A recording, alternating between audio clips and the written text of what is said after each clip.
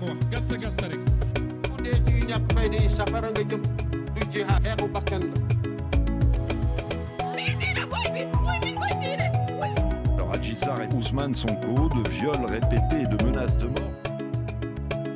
ma saboté waaye gone dañ naan ku gedd c'est ay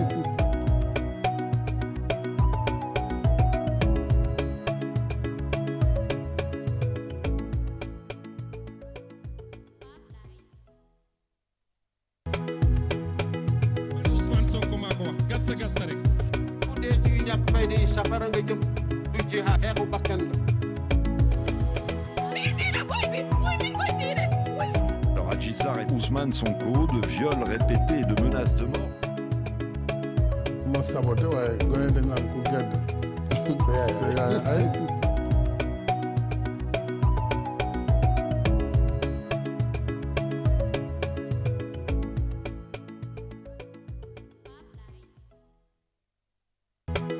Ousmane Sonko maa ko wax gatsa rek bu dee ci ñàkk fay di safara nga jëm du jihaad xeexu bakkan la.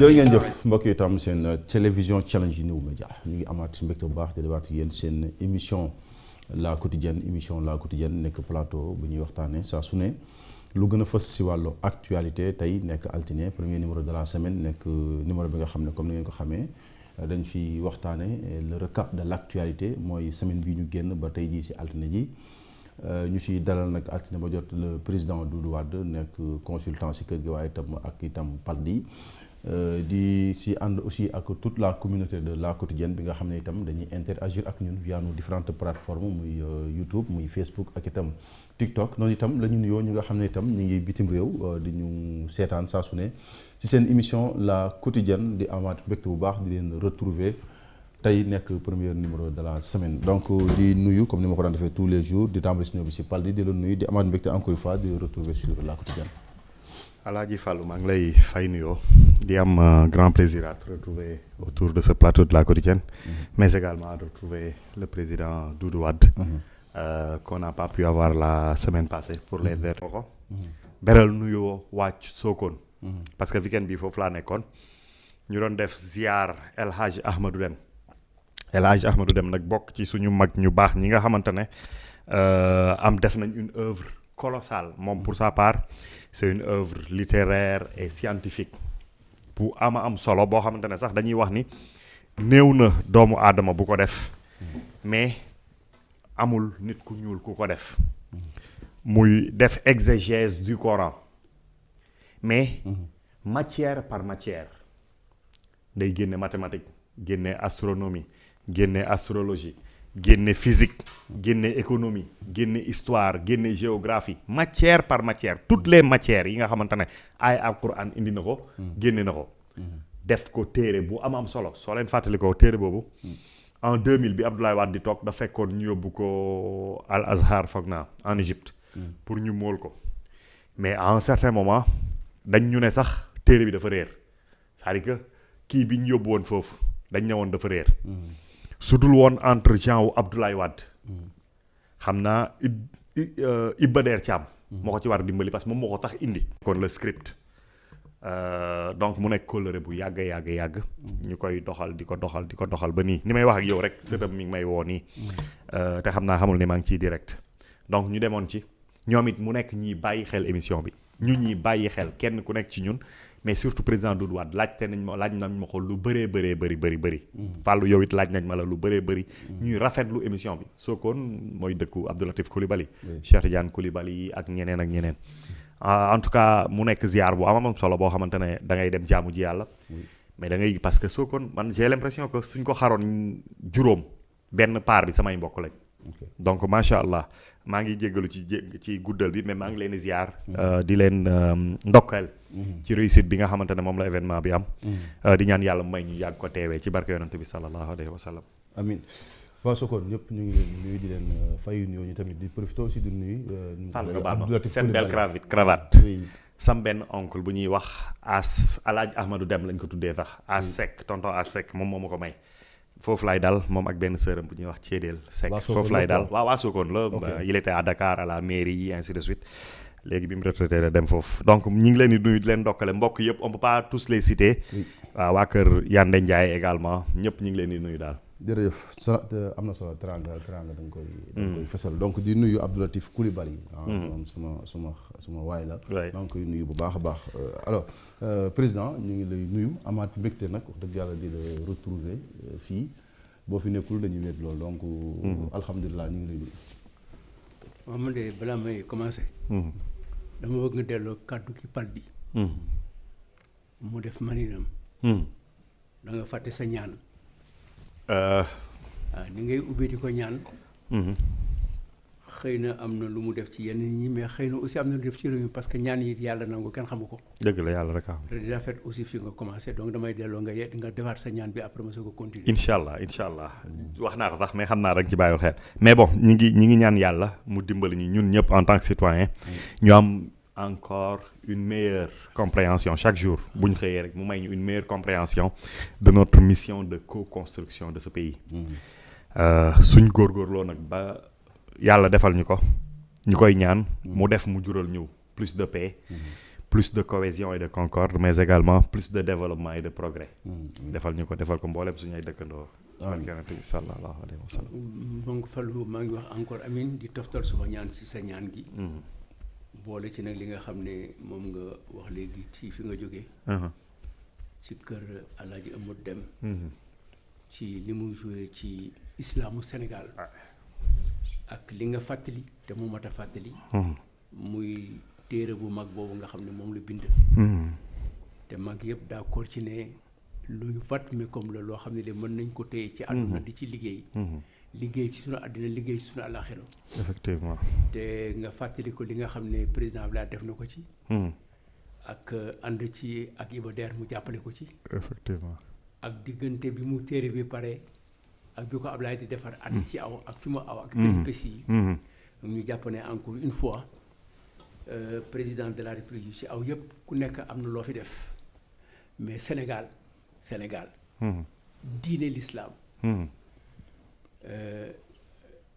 ameel nañu njukkal président Abdoulaye Wade ci yoon bi nga xam ne moom la tracé ci diggante état ak religion état ak collectivité yi nga xam ne moom la mag ñi naturel yi bàyyi doxalin boobu doxalin la bu ñu war a sàmm la effectivement doxalin bu ñu war a taxawal la bu ñu waral dëgëral la bu ñu ko deful réew mi ci sànku la ñuy jëm donc maa ngi lay gërëm ci loolu di nuyu ñëpp di nuyu ñi nga xam ne ñoo nekk ci famille wu La Quotidienne Naar Fall di nuyu waa Sénégal yëpp di nuyu ñëpp di wane ne jàngat bi nga xam ne ci kanam ci la ñuy jëm mooy ndekete altine yëpp wala bés yëpp li ci tubaab di wax bés yëpp se suivent et ne se ressemble pas altine tey jii wuute na ak altine bëri ci man mais altine bëri ak tey altine ñenn ñi si li ñuy daj wuute na moonte moon yàlla na yàlla dolli sutura amiin yaa rabbi amiin am na solo bon d'habitude tous les lundis dañ doon commencer suñu actualité par l'image du jour tey aujourd'hui danañ leen yóbbu université Cheikh Anta Diop am benn situation rek bu ñu leen fi génne laataa ñu ñëw parce que xam ngeen ne actuellement la situation est très tendue et on apprend aussi le décès d'un étudiant Abdoulaye Ba qui ko confirmé mooy le président. naka nga dundee situation bi nga xam ne moo jàll comme ni ko wax léegi altine bii jàll nga xam ne teewoo fi mais itam ñu laajaale si itam ban jàngat nga si am quand même par rapport ak li fi jot a xew yëpp ak yi ngi si jot a dégg yëpp ak aussi clameur bi nga xam ne créé na ko quand même au Sénégal. xanaa di commencé rek di muslu ci seytaane di wax bismillahi rahmaani rahim di wax aussi alhamdulillahi rabbil alamin di sant suma borom Mawlana tabaraka wa taala ci li nga xam ne xew na fii ci semaine bi passé te dal sama kaw mu jàpp ne gàllankoor la lu yàlla atte woon lu am la ci ni mu amee am na loo xam ne c'est pas la peine ma ciy dellu si yéen ñëpp déglu ngeen émission bi ku ci nekk xam nga li ma sol déglu nga ko 100 fois wala 300 fois yu ma déggul donc ñëpp jàpp nañ ko li ci am mooy ki nga xam ne moo yore atte bi di yore atte réew mi maanaam l'autorité judiciaire wala boog le pouvoir judiciaire lañ ci xalaatoon donc dénkoon ay nit pour ñu woo ma pour ma ñëw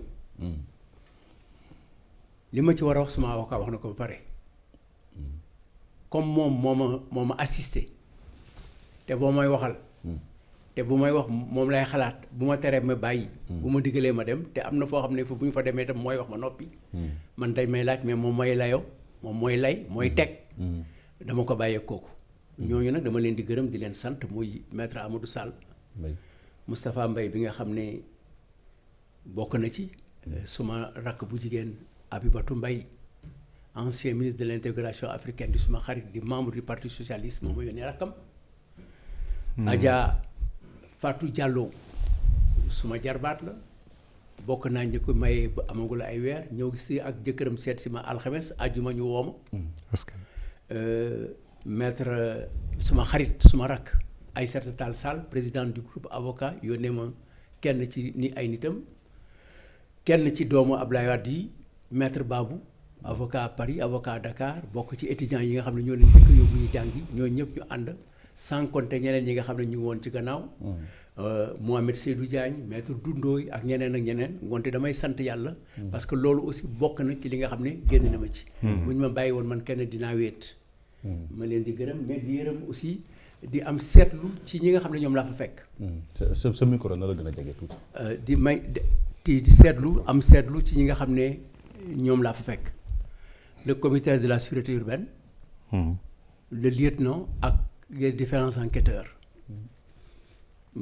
traité nañ ma comme ni ñuy traité nit ku baax comme ni ko mais te am rek mooy moom suma avocat moom mi atte moom mi nga xam ne moo may déglu te bu ma waxee yenn saa yi mu war a tiit wala bu xelam dal moom dal na ci question yi mu posé te wax na ne biñ ma dégloo ba pare jàpp nañ ne tey amul lenn loo xam ne war nañ ma ko reproché ne lii ak lii confirmé nga ko sa wax wala am na ba bàyyi nañ ma dem sans aucune interdiction ok gàlluñ dara sa kaw teguñu dara sama kaw te teel na préciser moom tamit avocat bi ne jotuma convocation te ba léegi jotuma ko kenn déposé wu ko ci man sama kër kenn déposé wu ko jot naa xam ne nag déposé nañ ko si sama benn rakk bu tudd Ousseynou Diagne moom moo defar quartier boobu cité Biagui ak Alioune Diagne Koumba Aïta mu nekk la cité de cadre lébu mais ñu bokk ko ak ñeneen ñoo xam ne ñii ci seen yaatuwaay du ñu lébu peut-être mais en tout cas am nañu fa kër donc loolu mooy li nga xam ne wax bi konte bon li wax di gars yi di wax naan lépp doxe na fa tàbbi géej oui waaw wara wa dem na këng waxe moom day noonu daañ daal yi moonte bon loolu amatuma lu ma ciy wax jeexal naa ci reprendre suma vie normale mais quand même du ñàkk ma laaj la aujourd'hui Doudou Wade ku ko xam-xam ko si républicain bokk parti démocratique sénégalais ñu xam ko jarbaatu Ablaye Wade démocrate nga xëy ñu jël kàddu yooyu ne loolu nga wax quand même ñàkkul lu mu la def en tant que républicain non xam nga ku jóg pour sosal nit yow mënoo ci dara di nga ko gis fan yii rek toujours nga gis ko d'ailleurs ci télévision yi ak ci vidéo yi loolu man doo ko bañ yow li ngay bañ mooy lañ lay sotal ñu fekk la fa donc te loolu ki nga xam ne mooy laaj pour yóbbu ci autorité judiciaire bi àtte na ko du ma ci duggati donc moo tax ma ne dama ci génn traversé naa benn dex bu ñuul kukk ak yëre yu weex yàlla mi nga xam ne may na ma ba ma génn ci ndax avocat yooyu ma ak ñeneen loolu defe naa loolu laa amel tey nii wax ak ñoom ci loolu mais aw ma ci benn problème parce que yow xam nga ne man def naa fi ay propositions yoo xam ne ñi ko sañee def bariwul waaw bi ma xamee bëgg-bëgg pour ça Pastef rek bi ma ko xamee est-ce que dégg nga kenn ku leen jàppale ci loolu ku ëpp man ne ma waaw wala déet rek mu ngi noonu parce que ñi may wax ne yow mën nañ la def président de la République balaa 2026 di jeex autorité politique yi ko day ñi politique yi ñi ma mere sax dañu bari juriste yi ñuy wax yu ko dégg nee nañu man ci sama njàng laay profiter pour def un coup d'état législatif coup d'état boo xam ne dama koy awale ci yoon awale ko ci droit donc loolu attetuma ko président Diomaye aussi ko xam ne jote baa moom dara parce que fekk taxaw naa ak ay ministres yoo xam ne ñoom la àndal am na ñoo xam ne ministre lañ ci gouvernement mu wax ak man nuyu ma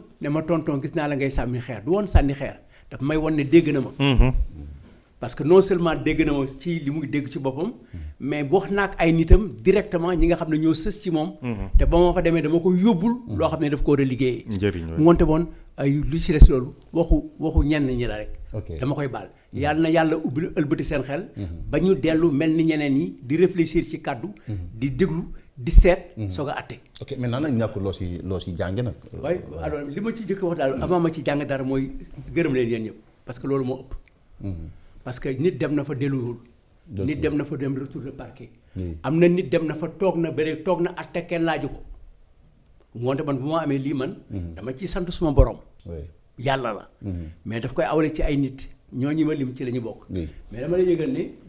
wax naa ñi ma kii commissaire bi man dem naa ba commissaire bi boo nekk suma nit ñu toog di waxtaan bon donc teeru nañ ma mais laaj nañ ma laaj yu metti mais loolu suma avocat réglé na ko. maintenant ak ñi ma àndal ko lieutenant bi d'ailleurs lieutenant bi. moom dimanche la soog a wax moom parce que dimanche bi may tontu téléphone yi par benn laa yem ci benn numéro woo ko ne ko yow da nga ma woo dimanche di ma seet maa ngi lay gërëm di la sant mu ne man la diw ma ne ko gis nga de bi nga may wër sama téléphone nekkuloon ak man tey laa soog a tontu dimanche muy 8 jours ngoonte nga jàpp nga ne tey yoru moon suma téléphone xam nga loolu atte yàlla la loolu aussi dama ciy gërëm suma borom mais ci sénégalais yi d'abord parce que ca dëgg-dëgg nit ñi en tout cas ñi ma gis ci kaw foofu ci kaw laa wax de ñu fexe ba jàll escalier yi ñëw foofu te loolu ci tolérance su police bi la. jàpp naa ne ñoom am na lu ñu ci jàng mais man it am na lu ñu ci jàng mooy sénégalais yi amee naa leen njukkal sonn nañu kir man teg naa leen coono.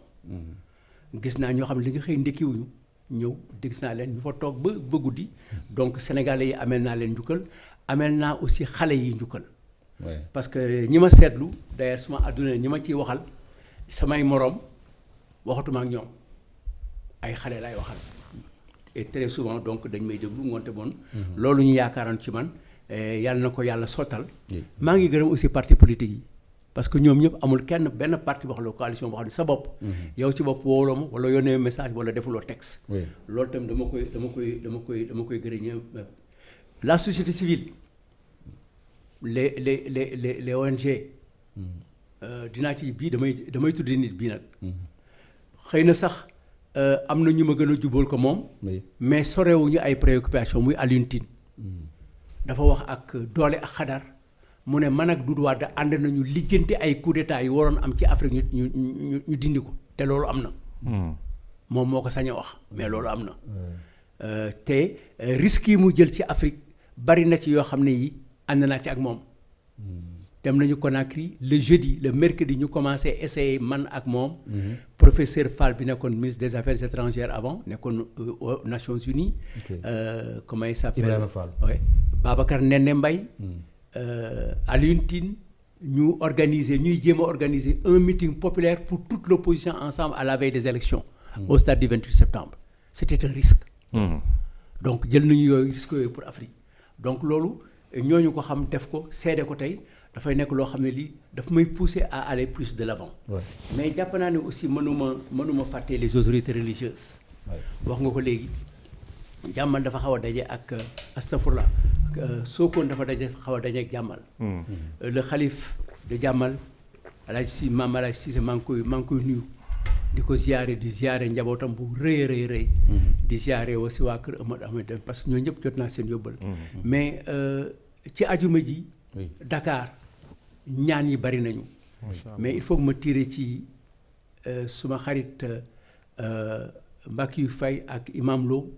non seulement biñ ma ñaanale ba pare ba ma génnee biñ ma jàppee altine ba ma génnee dañ ma woone ma ndax duma ñëw julli si ak ñoom juma ma ñëwaat ñu ñaanal ma mais ñaanal ma aussi ci ma tegu ci yoon tegu ci dëgg mais aussi sàmm sama bopp mooy ma def attention ma def ndànk voilà donc ñooñu aussi dama leen di gërëm ñooñu ñëpp ci liggéey bi nga xam mais suma njaboot mes famille sumay njaboot yaay sama njaboot yu papa sama tante sama njaboot yu sportif sama njaboot yooyu yëpp xam naa ne tegoon naa leen coono te tey laa ko gën a xam parce que su may sët mat nañu juróom-benn ñii ngi France ñii ngi fii ki ci mag bon 21 la am wala 22 ans mu ngi terminer ses études de médecine te kat bokk na ci organisation politique de mais xam naa nelawuñu jaaxle nañu parce que def woon na ne bon dinañ ma jàpp dinañ ma tëj mën naa ci dund mën naa ci dee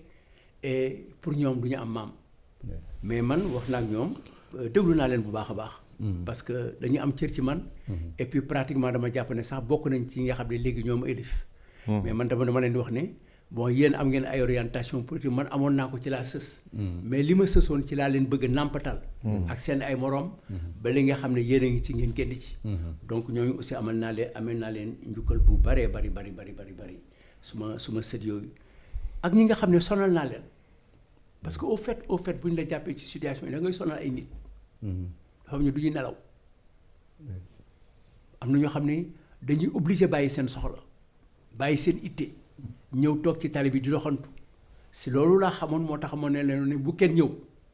toog leen mais terewul ñëw nañu. ñooñu nga xam ne tooñ naa leen yëpp sonal leen maa ngi leen di baalu àq parce que suma njaboot lañu. mais nit lu sonal njabootam. loolu aussi am na lu am importance ci loolu mais il faut que man ak benn particularité boo xam ne man.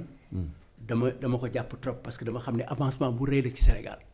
bu rëy y a un pas politique extrêmement important bu politique yi def. ndax man mooy la déclaration signée. par les 15 présidents du groupement yi am. groupe parlementaire. te loolu mënuma ca bañ a insister. am na solo d'abord ci fi mu jóge initiative bu Aymérou Gningue la. c'est extraordinaire. mais Abdou Fall. moo ko wax moo ko jël tasaare ko ci contextualisation bi Babacar Gaye moo ko parfaire ba pare tracer d'autres voies ñu jël ko yëgal ko ku mel ni koo xam ne kii dafa am cër ci man ci suma xaleel ci bi ma nekkee xale ci fi ñu màggee muy ànd ak suma ay mag nekk suma ay mag muy Abdourahim Agne ñu jiital ko ci ba pare te ñu bari xam nañ ne man bu ma toogee wala bu ma taxawee wala bu ma defee geste wala bu ma taxawee ci micro bi wala bu ma defaraatee suma bouton am na ñu ne damay calquer Abdourahim Agne te bañu ma ko dama koy calculer ci valeurs yi nga xam ne moom la am républicaine valeurs yi ma am sur le plan de l'art oratoire valeurs yi ma am sur le port vestimentaire boo ko gisee bëgg ko l'élégance toutes ces valeurs son élégance dans le geste dans la parole jéem naa ko nuru xaw ma àgg naa foo la am ko mais maa ngi koy envoyer tout le mérite qu'il a mais ak ñi ci descend Ousmane Ngom signataire si situation bi mu nekk Bokar Sadikh Kane Babacar Gaye wax naa ko léegi Abdou Fall Moustapha Diakhaté bi ma nekk lool El Hadji Oumar Youm mais Mamadou Lamine Thiam Cheikh Bara Dolly Mbacké Aïssatou Coulibaly ñu bari xamul mais qui a été la première femme qui est de AJ et qui a été la première femme à être présidente de groupe parlementaire contrairement à ce que certains pensent. Et la première femme à mon avis qui a été vice-présidente c'est Gnima Ndongo même les vice-présidentes dañu ne pourtant boolewuñu leen ci les présidents du groupe parlementaire là comment il s'appelle Modou Diagne Fada Abdou Mbow et Aïssata Tall ma sœur ba pare ñu rendre ma visite génn def une déclaration jël ay maintenant benn évolution di tracer aujourd'hui d'autres voies de renforcement de la démocratie loolu ñooñu mënuma leen bañ a sant mënuma bañoon wax ne loolu li ñuy def ci man mais avant de terminer par la presse et féliciter aussi être reconnaissant envers des militants du PASTEF des militants du PASTEF qui m'ont appelé et qui m'ont dit président bokkuñu parti dañ lay déglu faruñoo ak yow PASTEF la ñu far mais dañuy ñaan lii yàlla bu la ci dara topp et l'exemple concret Auchan la ma dale kooku xëy na mu may dégg wala dina ko jot et dañuy daje mu ne ma tonton na nga def ma ne ko maa ngi fi rek mu nuyu ma ànd ak jabaram ak ñaari doomam ne ma président tonton doo ñu génn ci li ñu ne ma ne ko ñu ñan mu ne ñun waa PASTEF ma ne ci loolu nag mu ne ñun dañuy juum ci li ñu nekk nii dañ ci bëgg a génn ma ne ko yàlla na leen ci baal génne am ngeen intelligence bu génn gi bu fekkee ne wax ngeen ak ñi ngeen waxal et puis déglu ngeen nit ñi parce que vous n'êtes pas les maîtres du monde xam nga loolu dafa nekk loo xam ne ni day peser ci man donc il y a deux contraintes ñi nga xam ne dama leen teg coono ñoom parce que ñoom ay xale lañu wala sama famille te bëgg ñu def parce que am naa sama benn cousin moom dafa defe ne bu ma deewee rek moom dafay dari gën a sonn wala nangam bon mais tout se passe bien donc moo tax li ci am daal li ma ci tiré. li may wax moo ci tiré ci yow. oui mooy que tout homme politique. bu nekkee dans l'opposition. war na def attention dans ses déclarations. et dans ce qu'il fait. mais en toute chose et en tout lieu on doit prendre la nation et la République comme modèle, comme fixation et comme objectif. Et aujourd'hui, qu'on le veuille ou pas, la République a des problèmes. oui La République pose des problèmes. La République demande une réorientation. loolu nag et dafa am ñu ci am cër mooy yéen la presse ci laay terminer. Ouais. J'ai des amis dans la presse. J'ai beaucoup d'amis. Des amis, moi, des collaborateurs, parce que si le mariage est impossible, bon, excusez-moi le terme, mais le concubinage est là. On est obligé de se parler. On est obligé de s'échanger. Dañuy war di waxtaan di déggoo. Presse bi taxawu nañu ma benn taxawu boo xam ne bi c'est vrai que ñii dañ naan waaw ñii ne déet ñii dañuy chargé ñii di déchargé mais jàpp naa ne la presse dans sa globalité à quelques exceptions près je peux faire la liste des unes des journaux sur 30 et quelques journaux yi génn 2 ou 3 nga gis nga xam ne ils sont dañu dem avec le dos de la cuillère dóor nañ ma ba mu neex leen def nañu lu leen neex mais je pense que après la meilleure solution peut-être dans leur fort intérieur après la décision de la sûreté urbaine de me laisser vaquer à mes besoins war nañu jàpp ne li ñu doon def yàlla na yàlla fekk mu def ko ci seen xalaatu bopp damay ñaan rek yàlla bu mu nekk service commandé wante day nekk erreur voilà donc en bref voilà ce que je retiens de cette affaire-là et que daal am na ñoo xam ne ñii sonal naa leen te waruma leen sonal mooy ñi nga xam ne dañ ma proche trop pour sama njaboot déglu naa leen et malgré les 60 ans qui nous séparent wala les 55 ans je tiens compte de leurs paroles et de leurs conseils et même de leurs demandes yéen nag maa ngi leen di gërëm di leen sant précisément parce que dans cette émission là on se fait connaître et wax nga ko léegi Paldi ngoonte booy nous devons faire très attention et très attention benn journaliste wax na ma ci lay terminer père mu ne ma yow yaa ma tere dem kaso parce que dafa am loo ma tere ma wax ko benn yoon nga tere ma ko ma bàyyi ko ma bëgg ko waxaat nga ne bu ko waxaat parce que sa place nekkul Sekarso sa place ci biti la nekk ngay wax ak nit ñi mais maa ngi lay fàttali li nga ma waxoon sa place nekkul kaso ci biti la nekk ngoonte moom il faut faire attention à ça maa ngi leen di gërëm yéen ñëpp di leen sant jërëjëf président bon Paldi peut-être bu ñàkkee yoo si bëgg wax ji du ci bëri sant yàlla tu as vu la semaine passée lundi passé nit ñu manqué woon wéetoon nañ fii trop bien que balaa ñuy toog ci plateau yàlla defaloon nañu taw féex ñu yëg ni libéré nañ ko sans aucune charge contre lui comme ni nga ko waxee c'est vrai que son nom mobilise sa situation également a mobilisé des Sénégalais de tous bords wante man je n'avais qu'une seule crainte bien que son âge mën nañ ko wax mën nañ xalaat leneen su ko ci daloon naka la koy dundee ak yooyu mais benn crainte ak lenn rek moom presque loolu laa mënul woon résister parce que quand même quand on bâtit une réputation en général du def moo koy bâtir li ngay xañ sa bopp moo koy bâtir surtout ci jaar-jaaram mais ils sont pas nombreux sénégalais yi nga xamante ne seen papa nekk na président de la république ñu am cër ci état bi yàlla dimbal leen ñu traversé ko te wax du ñàkk mais bëriwuñ luñ leen di mën a waxal wala luñ leen mën a toppee loolu nag muñ na lu bëri muñ na tentation xaalis muñ na tentation pouvoir muñ na lu nekk pour que ëllëg ñu mën a wax Doudou Wade kat nit ku baax la woon ku nekkoon à cheval ci principe yi ku xeexal parti am ku xeexal réew mi ku xeexal Afrique comme ni mu ko waxee mais nga dem ba presque dernière phase sa àdduna ñu bëgg gàkkal loolu parce que le corps humain non quand je dis dernière phase mën na def 20 ans 50 ans 100 ans yàlla moo xam mais dama ne c'est-à-dire que ku dem ba presque ci vie am yëpp jël na ci retraite fi mu ne nii toog di accompagner gune yi. yàlla na yàgg yàlla na sax loolu laay wax. nekkatul dans l'action jéematul def politique pour am poste. jéematul liggéey. dans l'exécutif wala yooyu noonu donc mi ngi di dans l'accompagnement. di encadrer. ñu bëgg gàkkal yow liggéey bi nga xamante ne moom nga def sonn ci pour sa liggéey loolu metti na parce que li Amadou Hampâté Bâ moo am dëgg mooy dëgg en tout cas man loolu laa gëm.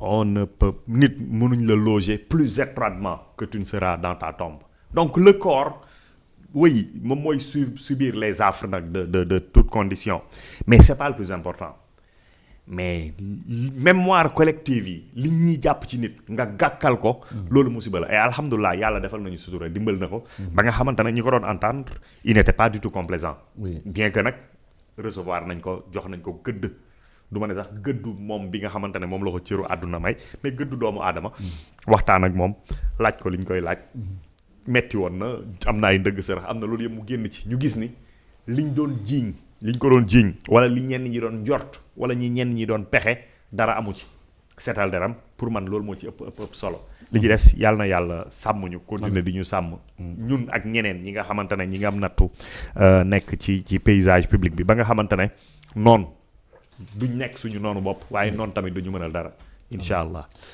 jërëjëf am na solo donc di sant yàlla bi ñu ko retrouver bon li ñu si doon wax moom wax nañ ko l'essentiel mooy ëpp ñu enquêteurs yi xel ëpp ñu procureur te ñooñu ñoo yor suñu sécurité dama jàpp ne kuñ toog déglu laaj la ni ñu koy waxee cuisine la nga pare après ñu libéré la dama jàpp ne loolu moom wax dëgg yàlla jërëtut di débat da nga gis nag ñoo xam ne ci télé yi ba léegi ñu ngi continuer mel ne lu bees la te ñee bañ ci pare jàpp naa ñu ñëpp ci lañ ci pare xëy na lii c'était mu ngi doog a génn ñëw faaw ñu baxoo mu gërëm nit ñi aussi wax ni ma ko dundee alors ñu attaqué suñu image du jour bi bon peut-être du jar ñuy dugal la vidéo parce que dafa am ay séquences yoo xam ne bon ay dafa xam aw tuuti violence te xam ne YouTube des fois dafay xaw a bloqué mais la situation quand même à l'UCAD et maa ngi koy wax léegi bi ñuy doog a démarrer et c'est confirmé l'étudiant Abdoulaye Ba étudiant en licence 2 en odontologie à la faculté de médecine donc mu décédé mu ngi wàcc liggéey si li ñuy jox comme xibaar hôpital Fann beneen xibaar bi ñuy jox tam mooy il était asthmatique donc dafa noyyi dafa respirer gaz bi nga xam ne mooy gazu lacrymogène yi donc bi mu koy yóbbu bi mu demee ba foofu malheureusement mu judd mais itam gis nañ à travers des vidéos quand même beaucoup d'étudiants yoo xam ne itam quand même dañu blessé alors président ma tàmbalee si yow alors bourse généralisation des bourses ki ko fi indi woon mooy maître Abdoulaye Wade li mu waxoon tam mooy bourse moom daf ko jàpp comme investissement si nit alors aujourd'hui la situation est telle que les autorités dañ ne jàpp nañ ne dafa am lu jaaduwul loo xam ne étudiants yi dañ leen koy jox te jaaduwul loolu lañ bëgg a dindi étudiants yi jàpp ne loolu luñ xeex la woon ba am ko muy ay rappel yeeg yu ni mel alors ba tey gis nga situation bi mu indi bañ ci wax benn étudiant faat na si gis nga tam fan yi yëpp université ñu tëj seeni restaurant étudiants yi ñoo mujj obligé di ket di togg pour luñ dundee mu nekk situation quand même boo xam ne difficile na alors tey boo gisee li ngeen daj en tant que bi ngay nekk ci nguur pour ñëpp am bourse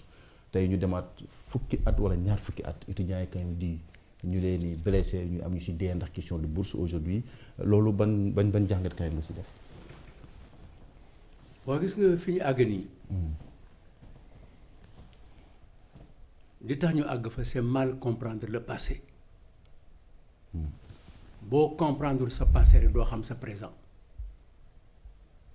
le passé dañ koy comprendre dañ koy assimiler dañ koy maîtriser pour mën a évoluer vers des escaliers supérieurs gis nga jàng enseignement supérieur Sénégal 1946 rek bi may juddoo sorewul woon instituteur ngay doon rek wala médecin africain wala médecin vétérinaire noonu leen tuddoon médecin africain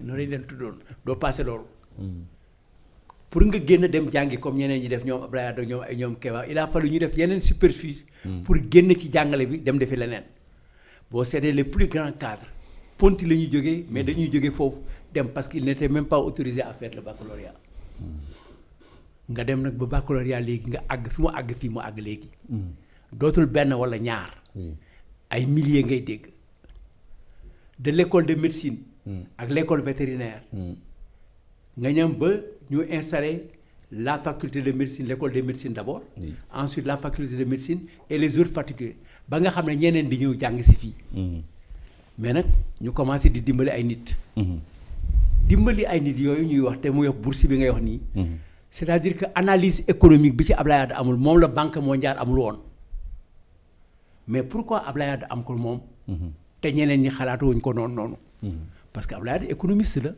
juriste la jàngalekatu primaire la avocat la libéral la également libéral la il croit en l'homme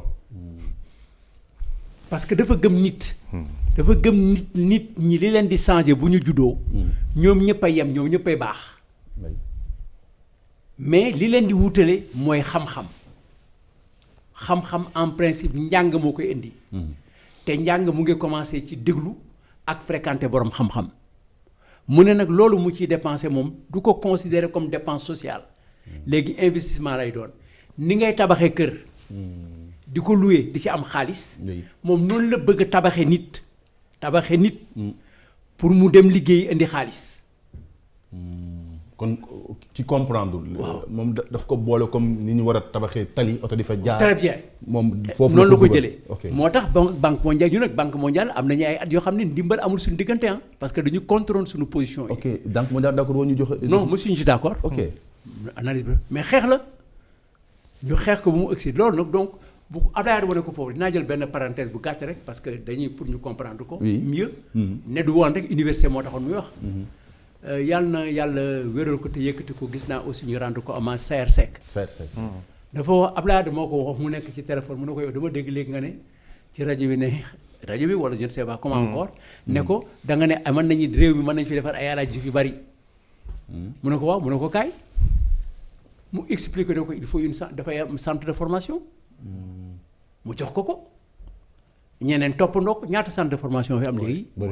waaw mais ñi jógee équipe nationale léegi di football à l'âge de 14 ans 17 ans fu ñaaw. centre de formation yi moo lay woon ne nit ki la gis nga nit ki. xam nga dañuy génn léegi Sokone. ñu ngi jëm ci éducation. enseignement supérieur. ak sportif. ak carrière sportive. Abdoulaye dafa nekk devancier. donc loolu moo tax ñu généraliser bourse yëpp ku nekk ñu may la bourse ku amul bourse am aide. et am na lu mu jur quand même ci réew mi. am na ay jàngalekat yu ñu mu jur am na ci système bi am na ñu bari ñoo xam ne ñu àgg nañ fi foo xam ne fii sori na. ñoom ñëw nañu bon nee nañu duñ ko fay wala boog ñu ne dañuy fay lenn li bàyyi lenn li. dañ koy xoolaat. parce que nee na ñoom d'accorduñ par exemple étudiant toog vacances jàngul ñu fay ko par exemple loolu du décret bi wax moment bi nga jàng lañ la war a fay. alors que président Abdoulaye dafa doon def moom at mi yëpp rek la doon fay. waaw mais loolu yëpp lu ñu mën a waxtaanee xam nga ci kër ngay yor. di joxe dépense 5000 dem ba si yàgg nga jóge ci liggéey boobu dem bu gën a gàtt. bu gën a mën a baax junni bi nga yokk ko. waaw mais am na koo xam ne kon moom bi mu jógee ci junni. ba pare dafa am dañ ko dàq. mu dem liggéey bu gën a suufee mais la mu doon gagné ko mu wàññi ko mais dañ koy waxtaanee. il faut que ñu comprendre que réew mi dañ ko teg sur le dialogue. ce n'est pas le dialogue de Senghor là. c'est trop profond dafa sori fi mu jógee moo sori fi mu làqatu moo sori. fi mu niru moo sori da nga koy gis partout ci biir réew mi nañ ko waxtaanee nañ ko diisoo nañ ko pencoo. bon doon nañ waxtaan mais étudiants yi ñoo gedd parce que ñoom jàpp nañ ne li ñu leen wax mënuñu koo dégg. non xam nga c'est comme tey rek bu ñu la amee doon fukki weer de salaire. ak ñaar ne la juróom-benn yeeg dañ lay fay ñaar yi da nga koy bàyyi déedéet. ñaar yi doo ko bàyyi dañ koy waxtaanee. bu ñu la wanee ne mënul nekk nga gis ne mënul nekk nga xam ne mënul nekk mën nañ ko dindi loi mën na ko dindi li mu loi bi mën na ko teg mais nañ koy waxtaanee mais waxtaan bi c'est pour avancer c'est pour évoluer waxtaan bi du pour waxtaan rek waxtaan la pour am loo xam ne lii ñëpp dinañ ci mari jariñu tey bi nga xamee ne da ngay jàng école primaire jardin d'enfants école primaire secondaire am bac ci même département ci même commune soog a ñëw Ndakaaru mais booy ñëw Ndakaaru boo amul ku la yor amuloo ku la dimbali est-ce que maire yi luy ay kër seen njariñ la maire yi Dakar moom rek moo daan dimbali boursiers yi nekk ci Sénégal yépp tey maire yi Matam a ngi dimbali fii ngoonte moom loolu dañ koy waxtaanee parce que loolu bu dañee ñi ciy def yëpp du ñu mën a apporter seen ay solution wala aider ci li nga xam ne moom la université bi war a doxee. moo tax nag léegi loolu dañ ko war a waxtaanee bu ñu ko waxtaanewul dinañu passé fii. oui en tout cas les étudiants depuis ce matin ak fan yii yëpp sax ñu ngi wax ne par exemple ci fi nekk premier ministre bu ñu daan am problème mu fayeeku ay fayeeku rek yeex daf daan wax ne loolu état mun na ko toddu yoon ba étudiant di blessé wala di xeex pour fayeeku bourse beneen bi bourse mbir la moo xam ne état bi àttan na ko mais aujourd'hui bi mu mujjee dem assemblée nationale bi mu jëlee exemple Côte d'Ivoire dafa wax ne Côte d'Ivoire par exemple li ñuy fay si bourse ay 25 milliards la Sénégal mi ngi si plus de 80 et que dafa mel ne pour des problèmes financiers xaalis bi moo sakkan lool si li ñuy jox si étudiants yi. oui mën na nekk. mais dama ne ak lu mënti nekk. am lu mënti nekk dafa wax naa ne boo xam comprendre sa passé. doo comprendre sa présent. étudiants yi lan moo tax ñu jàpp ne dañu war a fay bourse yi lan moo jàpp ne mu tax ñu dañu war a grève. lan moo tax ñoo jàpp ne dañu war a fayu. lan moo tax ñu jàpp ne ñële waruñu dugg fii. kan moo leen ci dimbali. kañ la commencé est-ce que tey la lii est-ce que amul woon daaw est-ce que amul woon daaw jéeg. est-ce que amul woon daawatu jéeg. est-ce que yow ni nga taxawoon daaw jéeg ak ni ma taxawoon ak moom la gouvernement bi taxawee tey ñi fi nekk tey c'est ça les questions il faut les régler ñoom ñoo koy régler il faut les régler ñi fi nekk nii. mosuñu nekk grève fekk na leen fi. bi ñu nekkee opposition. bien sûr lu ñu waxoon. que nguur gi dafay def ay dépenses de prestige. bàyyi très bien moonte moon am na solution bi am na. solution baa ngi noonu. ñoom joxe nañu essayer solution bi ñu waxoon nguur gi dafay def ay dépenses de prestige nañ ko arrêté dugal ko ci bourse yi lu la ñu waxoon. mais nañ ko def. ok. je pense que loolu jaratul laaj. ñi ñu koy étudiants yi ñoo concerné. ak ñoom. amoon nañu relation dans le passé am nañu relation présente. je pense que war nañ ko mën a régler mais bu ñu naree àgg fenn nag. ñeneen ñi ci war a dugal seen loxo dugal ci seen loxo parce que ñu am nañu am solution. d'accord. am na ay nit yoo xam ne ñu ngi fi personne individuelle ak groupe am nañu solution. bon je rappelle que bi ñu fi njëkkee indi coow la xalif de nu mu tuddati waaye. kii. Bambilor hein? Bambilor. Oui, c'est lui qui était intervenu. ba gars yi bàyyi. Il y a 2 mois. Bon mais étudiants yi ñoom si li ñu jàpp mooy li ñu leen waxoon après dañ see génnaat donc le premier ministre sax bi muy def tournée politique am bi gin ginew ñëwaat na si que ñoom vraiment am nañ yéene si étudiants yi mais quand même dañ ci fekk situation bu difficile àgg na sax ba wax ne aujourd'hui am na ay politiciens yoo xam ne ñooy financer yenn étudiants yi pour ñuy taal université et tout ça mais est-ce que dëgg mbir mi loolu la parce que étudiants yi boo leen déggee ñuy wax quand même dañ lay wax ne ñoom ñoo jël seen initiative di front parce que dañu jàpp ne lu ñu xeex ba am ko la c'est pas normal nguur gi diggoon leen na bu ñëwee seen i yëf seen i conditions day yokk ñu ñëw di ko bëgg ko dindi. waaw xam nga Fallou un problème il faut nga xam lan mooy origine bi il faut nga xam lan mooy dëgg le nœud du problème su fekkente ne da nga ko bëgg a apporter solution après les excroissances du problème c'est autre chose. mais soo xamul lan mooy problème bi mënoo am une solution boo xamante ne une solution durable pérenne boo xamante ne dafay satisfaire ñëpp. non seulement mais mënoo fexe nit yi adhérer ci problème bi. ci solution bi nga trouver parce que tu es dans l'approximation et dans l'à peu près. xam nga par exemple quand il dit que des opposants ñoom ñoo jël xaalis dugal ko université. pour rendre ce pays ingouvernable loolu benn problème la. oui soit looluy problème bi nga attaqué cette question te dafa wax lu doy waar. dafa ne renseignements yi wax nañ ñu ne. mais quand les renseignements te donnent des informations tu as le devoir en tant que premier ministre. d'instruire ton administration pour que ñu approfondir ces informations. c'est kan moo nekk derrière. ak lan la bëgg.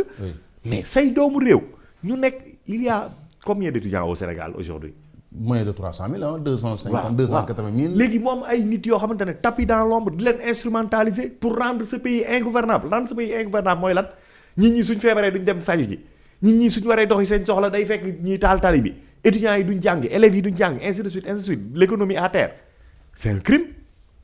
loolu doo ko wax avec désinvolture ni au détour d'un meeting. mais Pali ça a été aussi les discours régime yi fii jàll bu université tàkk rek ñu ne opposition bi ñoo leen di manipuler. non xam nga il peut y avoir une part. mais la question centrale aujourd'hui dafa nekk la réforme de la politique boursière au Sénégal.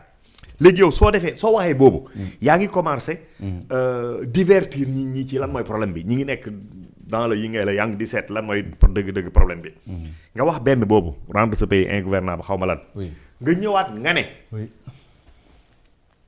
dette cachée mënuñ fay parce que dette cachée situation muy beneen buntu problème boo xam da nga ko wax ne lii mooy problème bi nga ñëwaat nga ne leen bourse yi ni ñu koy fayee yéen ni ngi leen di percevoir nekkatul bourse on vous enrichit alors que du loolu mooy bourse mais ban la ci yow ñi ngay waxal déjà xam nañ ni yow tu cherches loolu dootul nekk ay argument da ngay mel ni tu cherches des subterfuges pour leur arracher leur acquis parce que fu nekk yaa ngi koy ut argument pour wax leen lii la non na nekk benn ñu travailler ci solutionner benn boobu noonu ban la ci si c'est la dette cachée mais oo leen ngeen wax leen voici la situation du pays vous êtes capable de lecture vous savez ce qui se passe étudiant nekkatul ignorant yéen a ngi gis rapport yi di génn dañ am problème mu 7000 milliards de dettes yu ñu war a fay am ay échéances yu compliquées nous à notre niveau nous avons fait des efforts lii ak lii nga wan leen ko ñeneen ak ñeneen on n'arrive pas à faire d'investissement dans ce pays là investissement yi dañ ko bloqué je sais pas le fonctionnement de l'État ainsi de suite ñi ñu doon jox bourse familiale bloqué nañ ko wax parce que nous sommes tenaillés par la dette et nous devons répondre présent xam nga lu ma la soo ko waxee ak ñoom je pense que raisonnablement war nga mën am dara avec les étudiants mais foofu tam dégg nga étudiants yi argument bi ñu lay tegal dañ naan la buñ soxlaa xaalis nañ wàññi seen i salaire wàññi seen i caisse noire mais quand tu ne fais pas les efforts xam nga wax naa ko fii rappelé naa ko semaine passée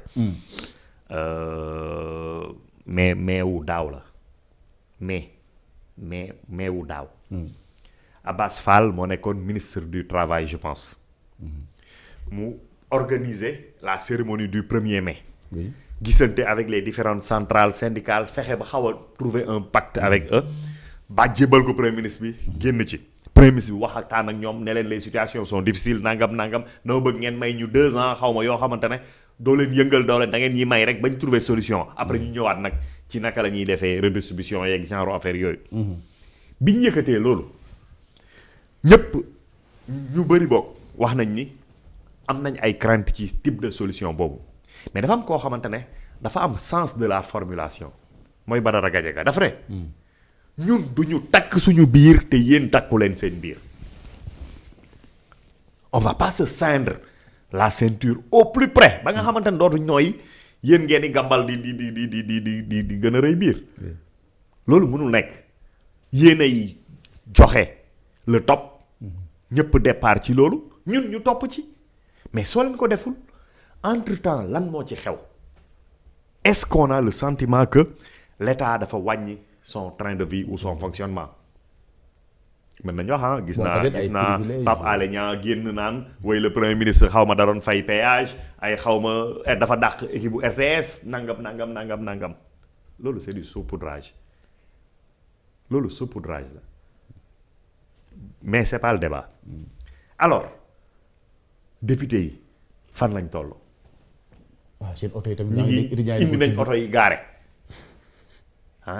les voyages de prestige combien de voyages on peut lister les voyages du président de la République du premier ministre du président de l'Assemblée nationale les autres ministres nag les directeurs nag coordonnateurs de programme ainsi de suite lan lañ indi kan moo voyagé rek nga gis ni ñëw na indi na benn crédit nangam donc lan pourquoi ñu tànn étudiants yi par exemple moi j'aime bien prendre l'exemple par exemple des gars des impôts le syndicat des impôts mais réforme pour réforme est-ce que nekkuñ di percevoir ba léegi seen ay fonds communs seen ay primes su fekkante ne dañ jàpp société boo xamante ne dafa doon def fraude wala fayul wala nangam est-ce que ñu koy percevoir ba léegi est-ce que dafa am réforme foofu li ñuy distribuer foofu noonu en termes de primes et de fonds communs naka la toll est-ce que mënuñ ko naatable ak liñ bëgg wàññi étudiants yi pour seet qu'est-ce qu'il faut faire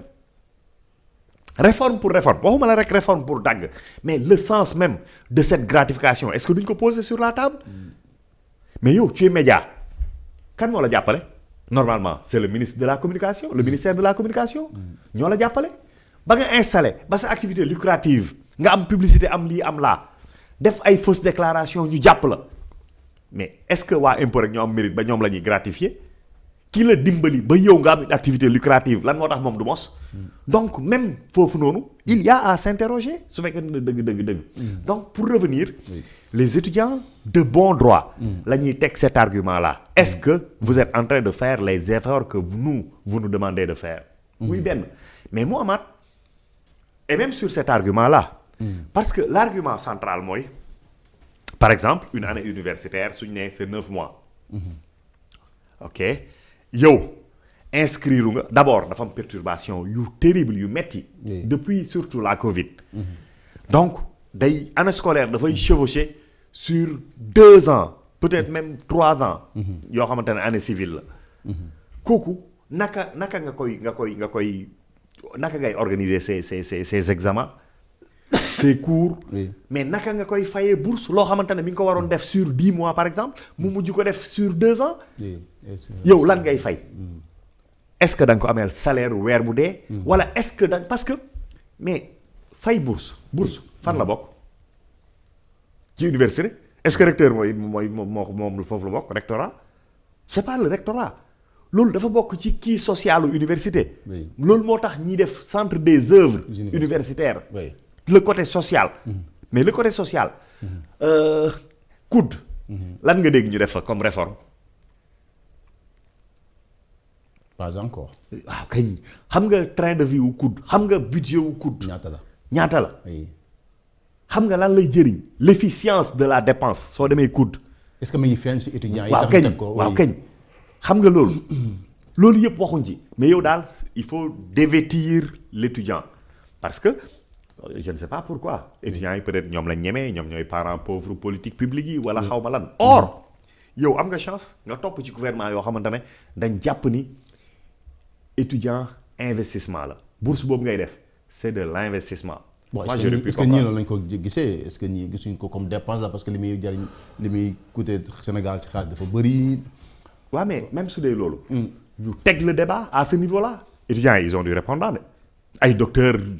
fraîchement wala ay doctorants ñu ngi fa de soo leen invité ci débat boobu ñoom dinañ ñëw avec des arguments. bon mais les étudiants li président di wax léegi ñoom mënuñu di waxtaan nee nañ te fayuñ leen seen liñ leen yoreel ba pare.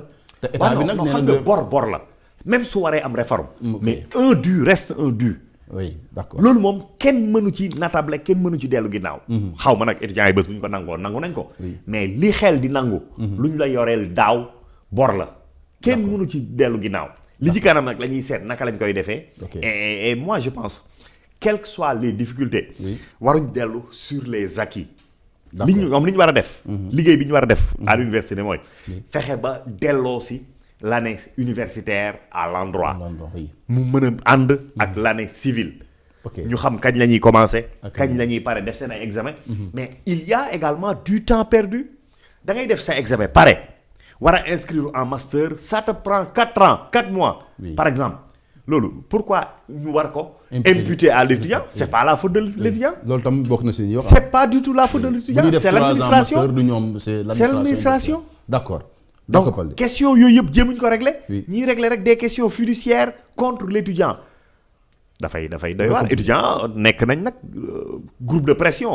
d'accord 250 000 personnes. saa waay kuy jug ci ñoom da ngay xam ni ngay defee. d'accord mais président beneen aussi débat boo xam ne mi ngi posé wu nag mooy nit ñi de façon générale mënuñu woon a xaar ci régime Pastef lii ñu gis université quand même parce que événement mars daf fi jaar 2024 mu am ay bakkan yu rot. depuis ce matin nit ñi dañuy interroger wu mooy comment les policiers wala en tout cas nos forces de l'ordre et de défense ni ñu duggee université répression bi ñu fa def ba ñu ne bakkan faatu na fa loolu aussi personne ne peut comprendre ça aussi sous le régime de Pastef et kenn waxul aussi le ministre waxul le premier ministre waxul le président waxul ñëpp noppi. mais loolu ñun ñëpp xam nañ ko yow xam nga ko man xam naa ko Padi xam nañ ñun ñëpp xam nañ ko ñun ñëpp xam nañ li ñu waxoon ñoom ci université bi. avant 2023 avant ñuy ñëw les étudiants ñoom seen bopp xam nañ ko parce que les étudiants ay citoyens lañu participer nañu am nañu droit choisir nañu. lu dëgg. loolu ñëpp ñu ne xam nañ ko yow xam nga ko man xam naa ko c'est pas la peine de se poser la question quand vont changer ndax université dafa bleu woon léegi dafa jaune. wala boog peinture bi lañ changé wala ndax opposition bi nekk au pouvoir ñoo changé seen waxu démb wala ndax pouvoir bi fi nekkoon ñoo nekkul ci dëgg c'est aussi simple que ça tout le monde le sait tout le monde le sait ñun ñëpp xam nañu loolu. ñun ñëpp xam nañ ne ni mu waroon demee te ñu yaakaare ko amul xam nañ ko donc c'est pas les autres c'est pas l'université c'est pas moi c'est pas toi c'est ñi waroon wax démb la ñu war a seet léegi est-ce que seen waxu démb méngoo na ak waxu tey. bu fi nekkoon ñu xam ne la ñu waxoon mënuñu ko defuñu ko. ngoonte boon ñàkk ko def bi ndax mën la wala tëlate c'est aussi simple que ça. C'est aussi simple que ça c'est des questions qui sont en chacun d'entre nous et nous avons les réponses. Seulement les gens attendent qu'on leur sorte les réponses pour leur mettre dans la bouche. yaa ngi wax ndax ñàkk koo def la wala tële. mais ko war nga xam dara. bon mais ñàkk def bi moom.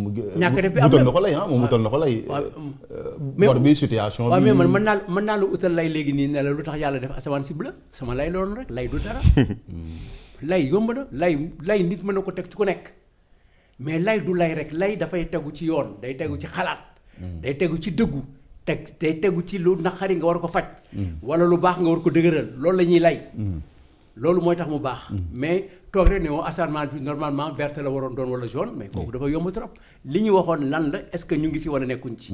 c'est ça la question kooku ku nekk am nga tontoom étudiants yi tey am nañu tontu bi policiers yi sax am nañu tontu bi policiers yi itam am nañu tontu bi. est-ce que ñoom ñu ngi seen liggéey wala si liggéey est-ce que ñu ngi ci défendre wala donc ñoom ku ñëw centenaire li ñu leen sant def nañ ko. policiers yi moom dañu gis ne changé wuñ méthode bi ñu daan défendre le campus wala si biti même méthode. Les forces de défense sont des forces à la disposition de l'État. li ñuy jariñ. mooy assurer la défense de l'État des citoyens et des personnes. li ñu gis nii li nga gis nii. bi moo amee en 2023. amul lu ñu waxoon Macky Sall. oui dañ na moo dóor la moo wax ñu dóor moo wax ñu rey moo wax ñu taal jeex na est-ce que ñoom dañuy def est-ce que ñoom loolu la ñuy def bu ñu ko defee nga xam ne ngoonte moom la ñu waroon wax ci ñoom du dëgg les questions nous les avons Fallou le problème maintenant c'est le courage effectivement de les dire et d'aller vers les solutions réelles les solutions réelles mooy de regarder ce qui se passe nous avons aujourd'hui 98 milliards on s'est battu pour avoir des bourses bi ñuy ut bourses yi pour loolu la woon amul kenn ku ne woon d'accord ci banque mondiale moo ci nekk bourse yi am na léegi. mais nañ ko évaluer fu mu ñu yóbbu ndax normal na ndax baax na ndax nangam bu ko defee ñu jubbanti ko ñu jooyanti ko c'est l'évaluer combien nous en avons. combien 98 milliards à peu près. par mois. 200 et quelques 200 mettons moins de 290 000 étudiants. pendant ce la Côte d'Ivoire est à combien parce que mënuñu comparer suñu bopp aussi et les autres ñii oui. On a toujours l'habitude dans notre pays de prendre comme exemple la Mauritanie, les États du Sahel. Non.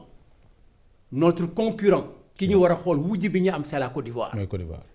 Ou benen wudji encore erreur. C'est la Côte d'Ivoire. La Côte d'Ivoire est plus riche que nous. Elle est arrivée à revaloriser le prix d'achat de son cacao. Multiplié par 4 ou 5. Paysans, ils gagnent des khalis. Mais, il y a des étudiants là par rapport à nous. Même suñu ministre mi ngi wax na Sénégal am étudiants sa bëriwul le ministre de l'enseignement supérieur. Daouda Ngom. Oui, mais c'est que l'étude n'est pas bonne. Tu compares le nombre d'étudiants par rapport à tes établissements et par rapport à ta population. Côte d'Ivoire mënula gën a riche. ëppale xaalis ëppale yaatu ëppale production raw la au niveau de l'IOMA ba pare nga koy ëppale étudiant nga te ñu daax waa Côte d'Ivoire. Non, pas ëpp, mais je pense qu'en Côte d'Ivoire, tous les étudiants ne sont pas boursiers. Non, ne reçoivent pas d'aide. Parce que ñun suñ taux. Non, attends, moo tax ma ne évaluer.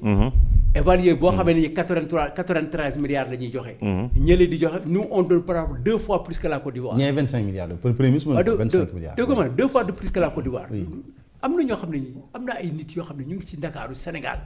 ay xale yoo xam ne amuñu 40 ans ñooy def études yooyu di ñu ko jox. mais nag PM des fois day joxe chiffres yoo xamante ne. c'est-à-dire que dafa mel de mémoire lay joxe. encore loolu du ma ci dugg parce que wax naa ko fii jeexal naa ci. wax naa leen waxam. moo koy dugg rek après man maa ngi seet leen mais xam naa ne aujourd'hui avec 2 fois plus avec moins la moitié la Côte d'Ivoire di jox wala le tiers la Côte d'Ivoire di dépenser. Et aujourd'hui, la Côte d'Ivoire arrive à placer sur le plan africain de très bons étudiants dans les autres écoles qui sont dans le monde. Et il y a des Sénégalais qui sont là yu amul 30 ans gis naa tey suba mu lañ doon waxtaanee ci bi ñu génne ci jàkk ji ay xale yoo xam ne am nañu toutes les pousses mais ñu ngi à l'extérieur dañu bëgg a ñëw liggéey si. mais ñun naka la ñuy defee loolu dañuy toog nag waxtaanee ko parce que yow bi nga ma amee lee xaalis ba pare yow dëkk nga sama kër.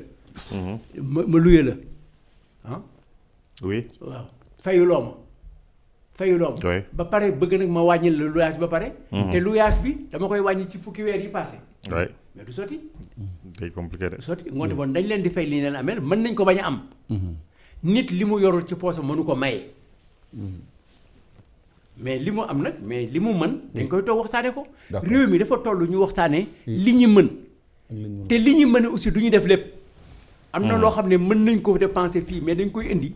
jëli ko yóbbu ko feneen wàññi ko ci loolu nag la ñu àggul te loolu responsabilité bi encore wax naa leen ko fii situation yi traversé ay yi ngeen di wax yëpp Mamadou wax naa ko ba pare Mamadou Abdoulaye Sow wax na ko ça résulte de l'inadaptation et ce qui se passe dans notre assemblée. moo créé situation yi yëpp yow voté woo loi bi xamuloo ko jànguloo ko mënuloo ko seetuloo ko dañ ko yàgg yàkkam di pour profiter loo ko yow contrôlé wuloo ko contrôle bi nga waroon def sax teggi nga ko contrôle bi sa biir xaalis bi ñu dugal ci assemblée mënuloo ko contrôlé boo ko laajoo duñu la ko jox ki war a jënd jëndatul ki war a jënd jëndatul boo ko waxee ñu mer ki war a jënd jëndatul keneen moo jënd kan moo war a jënd ci assemblée bi est-ce que c'est non questeur peut-être voilà. non est-ce que président bi la. non du tout. est-ce que le secrétaire la. non du tout. est-ce que le vice-président la. ku des ci bureau bi. questeur moom rek. questeur oui. waaw nga demoon tu sais moom la mais moom déggoo mu wax ci parce que jëndul. xamul nu mu demee. donc ñun suñu étudiants yi fi mu toll nii situation yi mu toll nii situation bu metti la bu catastrophe la bu difficile la. d'accord bu jafe la. dañ ko war a régler mais bu ñu ko réglé wul encore. on a un mort, mais écoute, il y a le 9e, mais pour commencer, pour compter jusqu'à 20, il faut commencer à 1. Ah, oui, il y a le 9e. Bon, je suis en train de voir des images vraiment. J'en ai vu des images cet après-midi atroces quand même. Vraiment, les policiers aussi, des fois. Et yini quand même, lañ fi doon dénoncer, mu doon indi coow ñuy wax police Macky Sall mooy rey mooy dóor de tout ça, mais ce sont les mêmes pratiques la ñuy gis et malheureusement comme ni ma gis ñu bëri di ko wax kenn mënu ko woon a xaar ne yu mel ni dana am quand même si régime parce que peut-être pour information aussi que le corps de l'étudiant Abdoulaye Ba a été évacué à l'hôpital Idrissa Pouye pour des besoins de l'autopsie voilà pour xool lan moo ko faat. Inna lillahi wa inna ilayhi raji'un. En tout cas xam nga dafa am rupture yoo xamante ne comme ni ñu koy waxee amul bokkul dara ak dette cachée. c'est-à-dire dafa am rupture yoo xamante ne dans la gouvernance yu ñu doon xaar dëgg. yu bokkul dara ak dette cachée. On a vu ce qu'on a vécu comme problème à chaque fois que mu am des Sénégalais mécontents qui descendent dans la rue pour manifester gis nañ lan la ñuy jural. mën nañ wax l'administration territoriale des fois les décisions malheureuses yi nga xamante ne dañuy jël. yoo xamante ne dafay gën a indi jafe-jafe. gis nañ également la police et la gendarmerie nga xamante ne suñu leen waxee dem leen encadrer dem leen def maintien de l'ordre. Des fois liñ ciy yokk. mais yooyu moo fi daan am.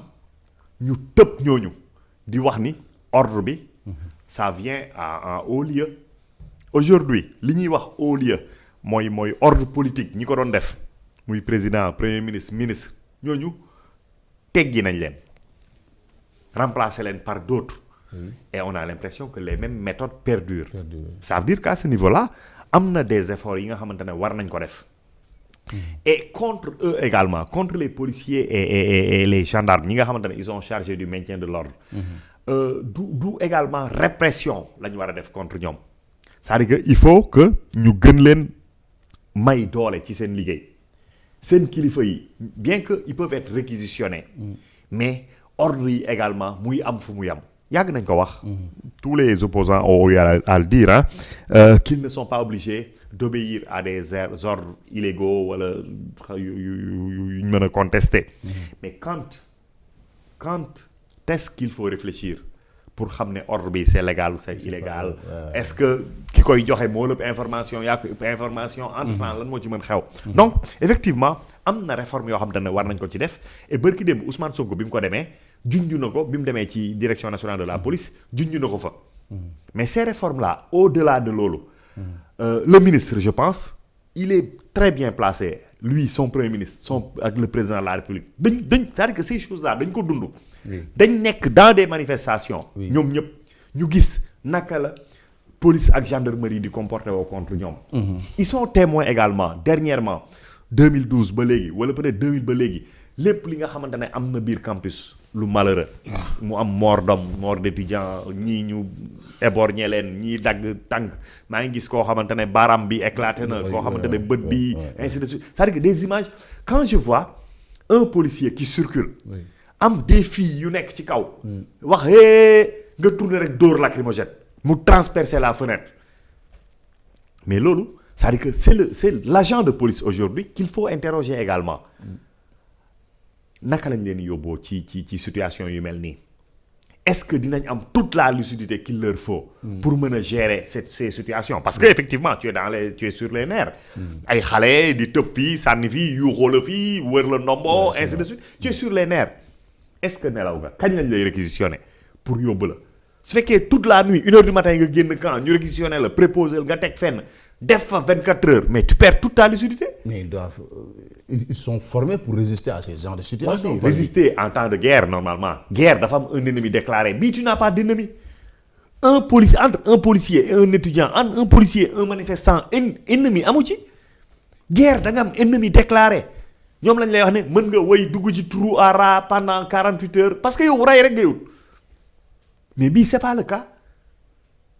C'est pas du tout le cas da nga soxla lucidité dañ la war a toppatoo nga jël la dafa am temps boo xamante ne ci ngay lucide loolu tous les psychologues xam nañ ko wax nañ ko li ñoom dañuy liggéey ak ñoom ñu war a alterner donc groupe yi est-ce que loolu yëpp ñi ngi koy def ok qu'est-ce qu'ils reçoivent comme consigne également war nañ ci wax war nañ ko waxtaanee c'est-à-dire que dafa am un certain nombre de questions yoo xamante ne dama jàppoon ne avec Pastef man je m'attendais pas à des miracles du point de vue économique wax naa ko mais dama jàpp ci juste dirigeant boo xamante ne dina doxal un programme ñu naan jël na ci ak jëlu ci loolu pour man c'en était fini 2024 en 1 la pratique yooyu jeex na préfet ndax ku nekk au pouvoir dina demander manifestation ku nekk opposition demande manifestation ñu jox kii accordel ko kii que la ñu wutal ko ay tappaleeg ay yu ni mel pour man c'en était fini policier buy réprimer à tout va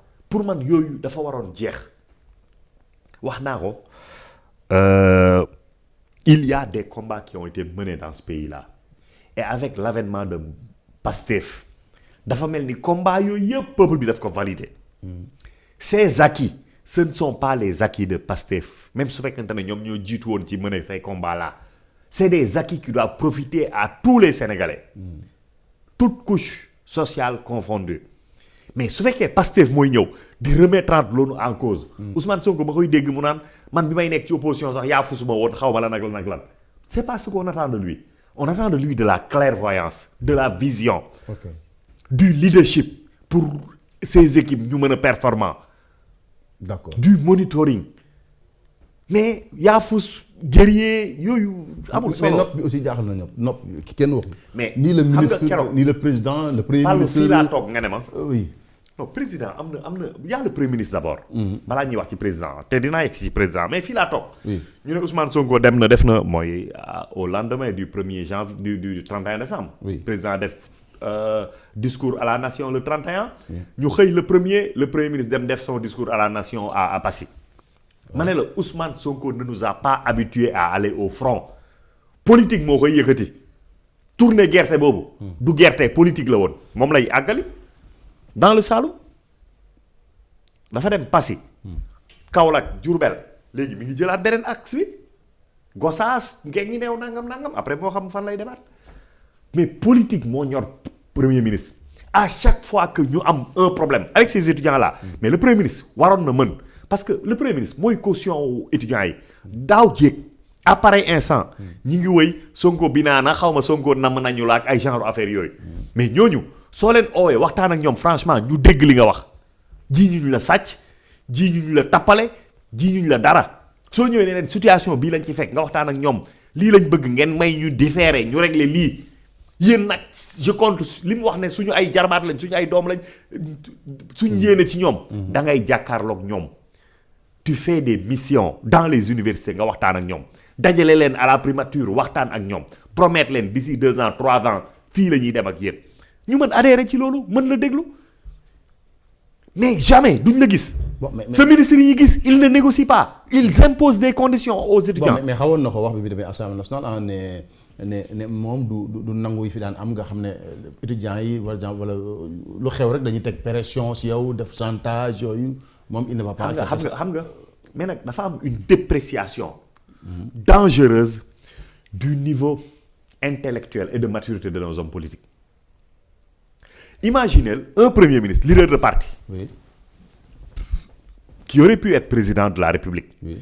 moom dafay wax kenn du ma teg pression. Oui. nga dégg Abdoulaye Wade. mu ne su may romb takk leen brassard rouge. ma xam ni ça ne va pas ma taxaw waxtaan ak yéen tàllal sama cortège xoolal niveau boobu mais loolu gis-gis la dégg-dégg la xam-xam la maturité la sagesse la gis nga dépréciation bi jarul may wax par le bas c'est-à-dire que dafa doy waar ils sont tous dans le moi. Ils sont tous dans le moi. Ils prennent tout sur eux. Alors que ñoom nit ñi amuñu ak ñoom problème. Quand il était inspecteur des impôts koo mës a dégg ko wax Ousmane Sonko. Il n'intéressait personne. Bi nga amee commencé am projet politique pour les Sénégalais lañ commencé wax ci yow. Aujourd'hui que tu es aux affaires premier ministre mais dañuy wax ci yow. dañuy wax ci say doxalin d'accord nañ wala d'accorduñ.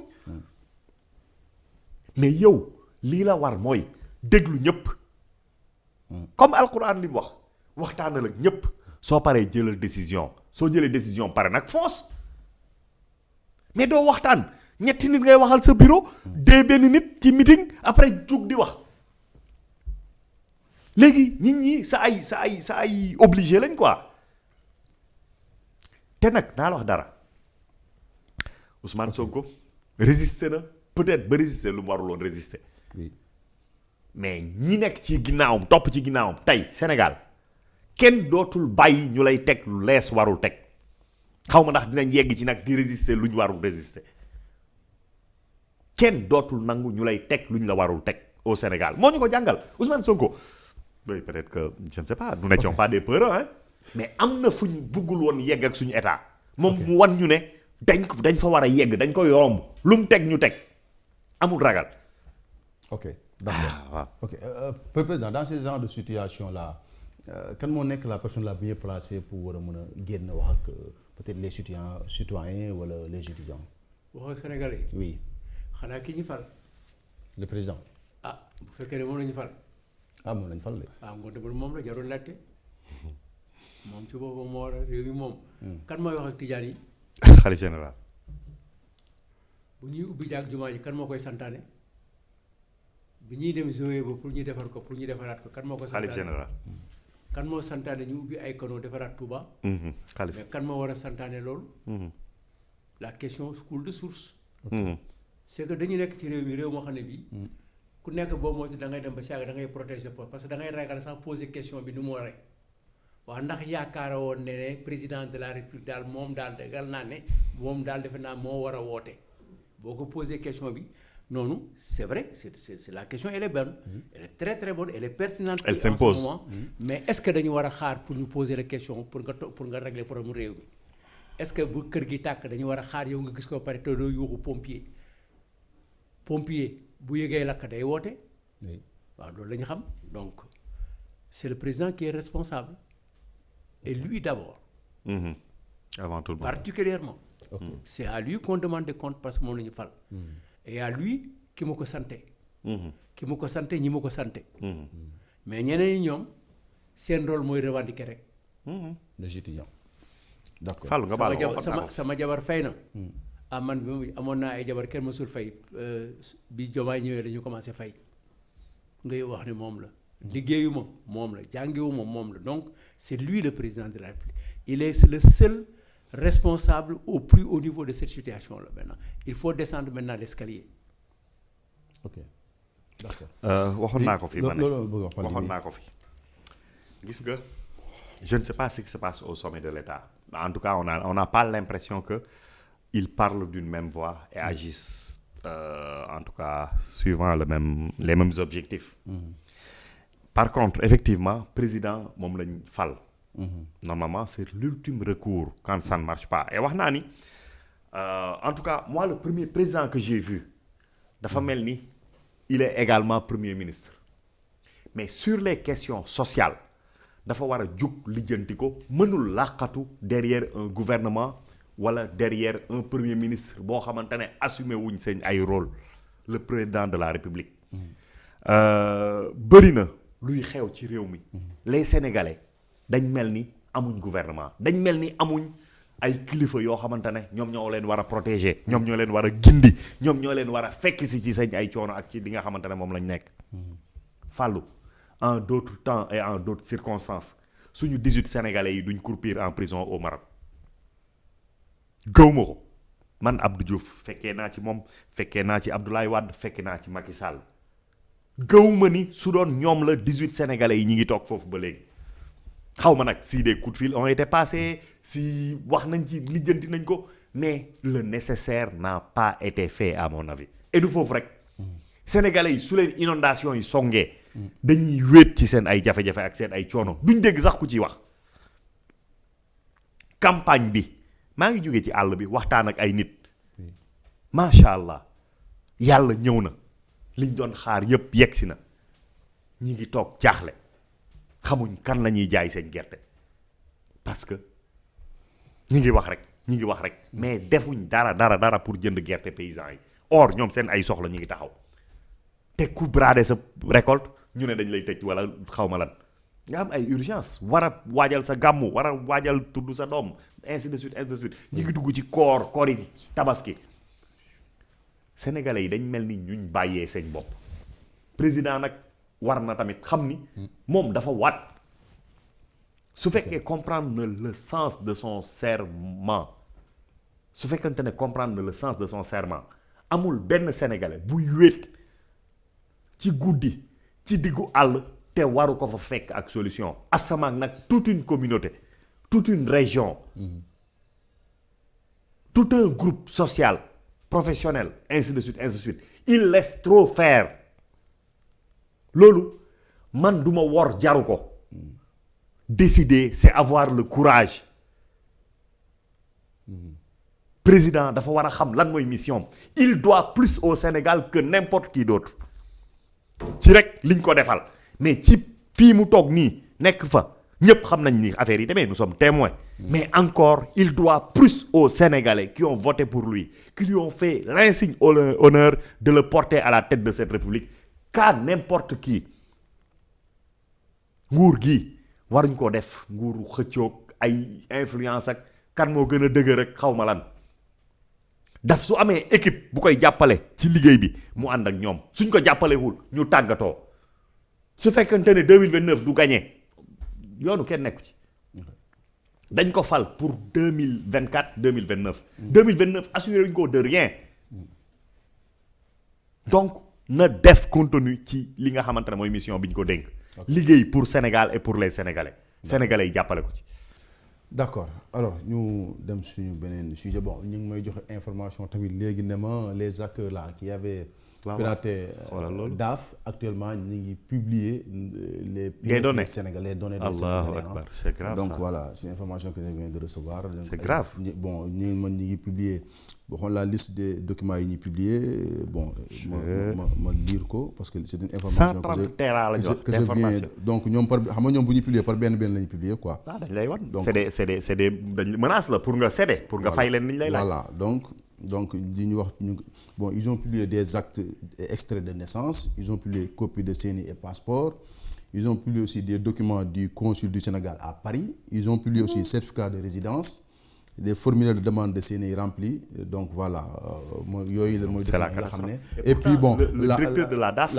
avait déclaré que nos données ne sont pas tout a été sécurisé nangam ça veut dire que ñu ngi montrer que l'information la communication amul ñoo ñu ngi publier suñu ay données donc voilà mais xëy na loolu avec bu émission bi jeexee fii ak suba dinañ si gën a ñëwaat fekk ñu gën si am ay xibaar alors beneen bi nga xam ne dañ ci waxtaan mooy li nga xam ne itam lëmb na dëkk bi quand même fan yi yëpp mu jëm si wàllu borom ñaari tur yi gis ngeen quand même arrestation yi si am ay borom yu tur maintenant président question bi dafay ñëw di ñëwaat chaque jamono bu jot jamono yi Macky Sall indi woon na fi coow ba ñii fi nekk ñoom Ousmane Sonko Diomaye ak ñu bëri doon wax ne Macky Sall dafa am agenda borom ñaari tur ñu demoon dugal benn loi ñu rejeté ko Ousmane Sonko ne bu toogee en tout cas ñun bu ñu amee majorité à l'Assemblée nationale dana bokk ci loi yi ñuy njëkk a voté bu ñu toogee bi léegi gisuñu en tout cas ñu voté ko peut-être question bi dina ñëw mooy ndax daf manque de volonté politique la wala raison d'état bi Tafsir Thioye di évoqué beneen bi mooy aussi nag est-ce que aujourd'hui ni ko Sénégalais yu bëri di demander criminaliser borom ñaari tur yi est-ce que mooy la solution si loo xam ne problème sociétal la. bon dama bëgg en une minute revenir si le pal di wax léegi. notamment ci affaire supporters yi nga xam ne ñoo nekk Rabat. Maroc ok les supporters. te jógeeguñ fa léegi. dama jàpp ne ku nekkoon en dehors du Sénégal war a indi sa doom tey. mu war a jàng ci université bi nga waroon ko indi au mois de février defe naa dàq nga ko. wala déet. waaw normalement wala boo koy indi di nga jël yeneen conditions yoo xam ne yi d'abord ci fi muy dëkk. dina sori université bi. dina nekk yoon boo xam ne nangam ak nangam di nga jël ay précautions nouvelles. par rapport à l'événement. bon déjà étudiants yi ñu ngi génn université bi di dem. je suis d'accord. Ouais. dama ne ku jógee woon Mauritanie wala fenn pour indi fi sa doom ndax doo xalaat loolu. si kay loolu laa bu baax a baax. waxuma ñi fi nekk nii. mais wante boobu ñun bi ñu dem Maroc mu am ay incident bi ñu fa laata ñu yëg ne jàpp nañ ñoom xamoon nañ ñun waroon nañu xam ne grève a ngi Maroc commencé depuis le mois de janvier 2026. te am nañu ay juristes ngoonte woon amoon nañu possibilité ci boobu jamono. à l'étape de l'enquête de police. suñu autorité agir. da nga def léegi comparaison encore indiwaat Ablaye Wade ci li passé léegi ci la ci léegi nii ma indiwaat ko fii ma convoqué ko. nous avions été à la coupe du monde.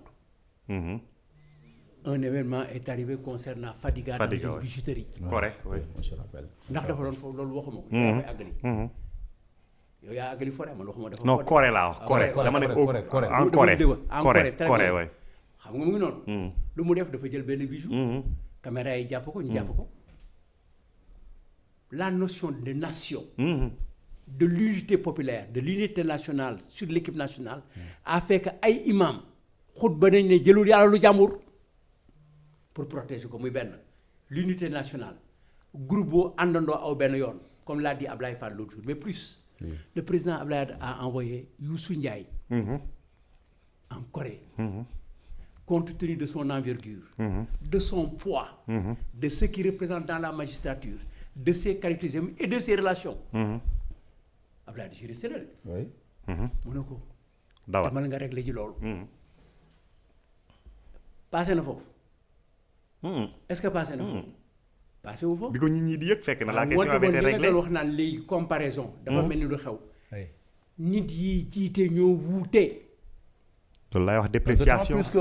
dama lay appuyer. d'autant plus que ñu nag Maroc sax ñoo ëpp ay relations. oui moo tax ma wax la ne. ci moment boobu. ça aurait été le président Abdoulaye quelqu'un deux personnes seraient déplacées directement mu jël téléphone moom léegi. woote ko ñu bàyyi leen. affaire bi indi joueurs yi moo leen indi. non mais pourtant dëgg na premier ministre nee na wax naa ko le premier ministre marocain dem na fa sax. waaw déggu li ma la wax encore yow tam bu ma la waxee man waxuma waxu premier ministre président de la république laa wax le ki nga xam ne moo ilif citoyen fa nekk. ok ñeneen jàpp ay sujet lañu. waaw Maroc buur bi moo ëpp doole président de la république bu ñu dajee Nations Unies kii la ñu njëkk a woo kii. ngoonte président woo na ko dëkk sama am ay say nit. te rafetul suma diggante yow nga leen di jàpp boo dañ koy régler ñu bàyyi leen ñu dem. war na ko mën a régler. kit même sax mën nañu wax ne après ñu juger leen fii. relation yaa ngi fi. texte yaa ngi fi. war na mën a nekk de. waaw moo tax nit ñi la nag dimension bi nga jëlee président de la république ak li ñu koy doyee. ak ñoom li ñuy doyee président de la république wala autorité moo wuute. li ñeneen ñi doon doyee député ak li ñuy doyee député moo wuute bu wuutee rek liggéey bi jafe. c'est encore tu es encore en train de montrer que si ñeenti cas yi mu fi traité yépp arrivé nañu lu mel noonu wala lu gën a garaaw. réglé nañ ko lijjanti ko par le président. Maintenant sur la question que tu as posée c'est sur la situation des homosexuels. Fallou maa ngi lay yëgal ne situation bi xam nga kañ la démarré. dëgg bu nga am niveau international notamment sur le plan de la législation et de la protection. oui. dañu voté 2019 Macky Sall gagné. Le PNUD a envoyé en octobre à Dakar et au Nigeria une commission et un expert pour étudier comment construire un plaidoyer naka la ñuy war a def ba góor jigéen yi mu am ñu leen di layool di leen layal di leen fexel ba ñu am tous seen droit à Dakar et au Sénégal et au Nigeria xoolal ñaari pays yooyu 2019 bu la bëggee jaaxal ci nombre de ak seen façon jullit jàppale Baye Niass waaye ma alerté en 2019 Sen TV Mohamed Diop Fatou Abdou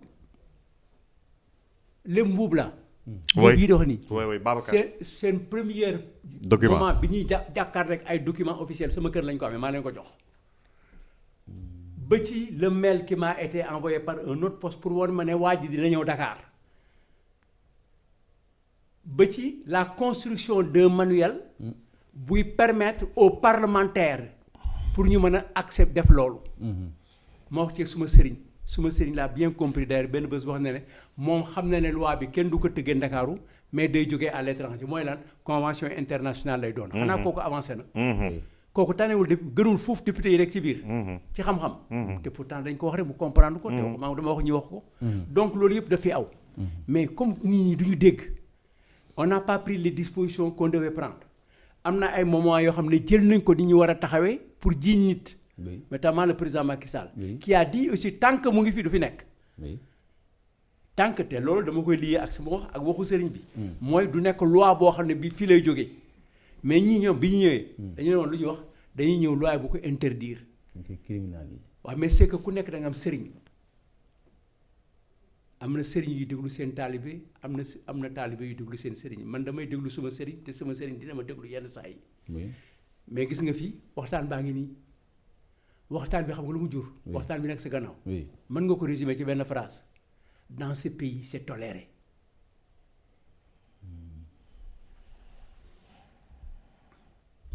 mais loolu xam nañ ne amul si dëkk bi non xam nga yow waxuloo réew mi kii wax réew mi moo ne dans ce pays c'est toléré boo bañee ne c'est pas toléré da ngay génn déet man kay wax naa ne c'est pas toléré c'est pas toléré moom c'est pas toléré moo tax nekk moo tax dañ koy manifester si c'est pas toléré dañ dëkk koy buñ toléré manifester duñ fekk kuñ suul ñu koy sulli di ko taal président waaw je suis d'accord mais kooku benn nit la rek mais bu ñëpp jógandoo xëy na mooy sotti xëy je sais pas xaw ma daal man xëy ko nag ba je ne li ma ci doon wax naa ko jeex na mooy avisé naa très tôt octobre 2019 ñëw nañu ba fii mais ñi ko war a jël nañ ko jël ñi ko war a def nañ ko def mais li ci des rek mooy ñun ñuy ñaan yàlla nañ ci yàlla suturaal yàlla nañ ci yàlla suturaal suñu njaboot suturaal ci xale yu ndaw yi ak xale yu jigéen yu ndaw yi d'accord parce que dafay gën a jafe te dafay gën a yomb recruter parce que xaalis ak coono moo bari ci réew mi te ñoom dañuy bokk ci ñi nga xam ne ñoo ëpp xaalis ci àdduna ci kanam tuuti dans les années à venir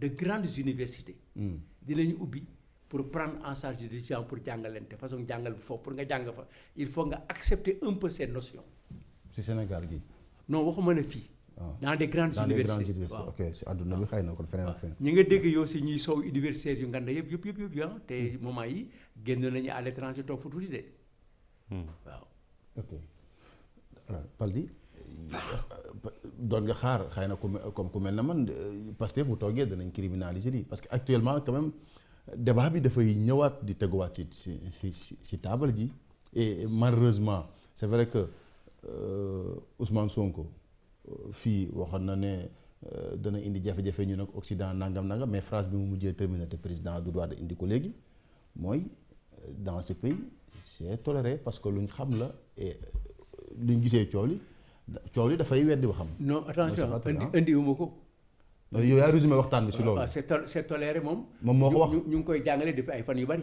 non moom moo ko wax c'est le premier ministre kii laa di loolu wax naa ko loolu laa wax. alors aujourd'hui c'est toléré ak dinañ ko criminaliser ak ndax criminaliser tam moo koy réglé ni ko Sénégalais yi di sàkkoo.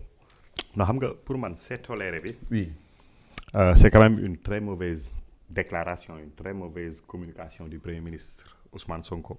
man xawma dëgg lan moo doon illa rencontre bii ñu offrir Mélenchon pourquoi Mélenchon pourquoi l'université de Dakar et pourquoi ces thématiques parce que quand même dafa am loo xamante ne dañ ko yoreel dëgg su fekkente ne dañuy wax wala dañuy fàttali loo xamante ne histoire la Mélenchon il a fait un discours magistral pendant des dizaines de minutes tuddul benn yoon waxu góor jigéen et je pense que Mélenchon quelles que soient ses orientations wala son idéologie son ouverture d'esprit entre guillemets am na cër boo xamante ne jox na ko Sénégalais cette question là c'est une question qui l'intéresse au plus haut point porté ko en France en Europe mais bi mu ñëwee Sénégal def na discours am ba delloo kàddu gi waxu ci dañ ko interpellé le premier ministre Ousmane Sonko moo interpellé Mélenchon sur la question comme pour lui dire que oui nous également nous sommes assez open mind nous connaissons vos positions sur la question exprime-les ñun tamit ñu wax la suñu bos loolu mooy li gën a rafet ci liñ mën a njort parce que moi je n'ose pas imaginer que daf ko offrir un plateau pour que mu mën a génne ses mi ngi noonu mais donc Ousmane Sonko moo ko invité à wax le gars il ne s'est pas défaussé mu wax moom mooy kan par rapport à cette question là moo fexe bañ def ko loi en France moo porté ce combat bañ def ko loi en France muy continuer di ko porter pour en Europe et peut-être ailleurs dans le monde jàpp na ni problème de civilisation la pour moom la civilisation humaine dafa toll foo xamante ne on doit accepter les orientations sexuelles des uns et des autres nangam Ousmane Sonko nag ci tontu bi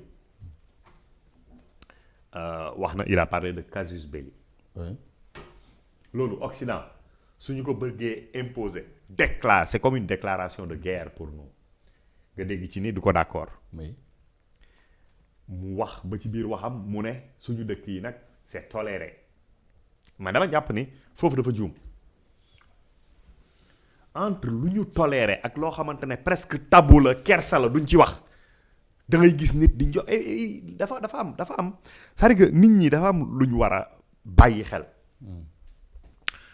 ñun suñu société yi l'islam daf ko cuub soo jàngul sax bëri na ci say pratique ci say prise de position ci say doxalin loo xamante ne l'islam moo ko inspiré te xamoo ko donc ñun góor jigéen yàgg na waxuma nag phénomène yàqataan wala yooyu parce que yooyu tamit on en parlait pas du tout c'est des choses tabou ñu nëppal ko ci biir famille mais góor jigéen lañ doon wax or ñun ñi ñu doon wax góor jigéen c'était des hommes efféminés ñu ko nangu woon am seen ay coupe de yére yu bokkul ak yu góor yi un peu différent de yu jigéen yi nekk à cheval entre les deux bàyyi seen yaram ainsi de suite mais nekkuloon ñoo xamante ne dañ doon assumer au vu au su de tout le monde une certaine déviance dans l'activité sexuelle loolu moom xamuñ ko daa nga dégg nag bert nañ diw daw na wala mais ay rumeur rek nga ci doon dégg mais da ngay xam ni dañ nekk ci société boo xamante ne dafa gëm ni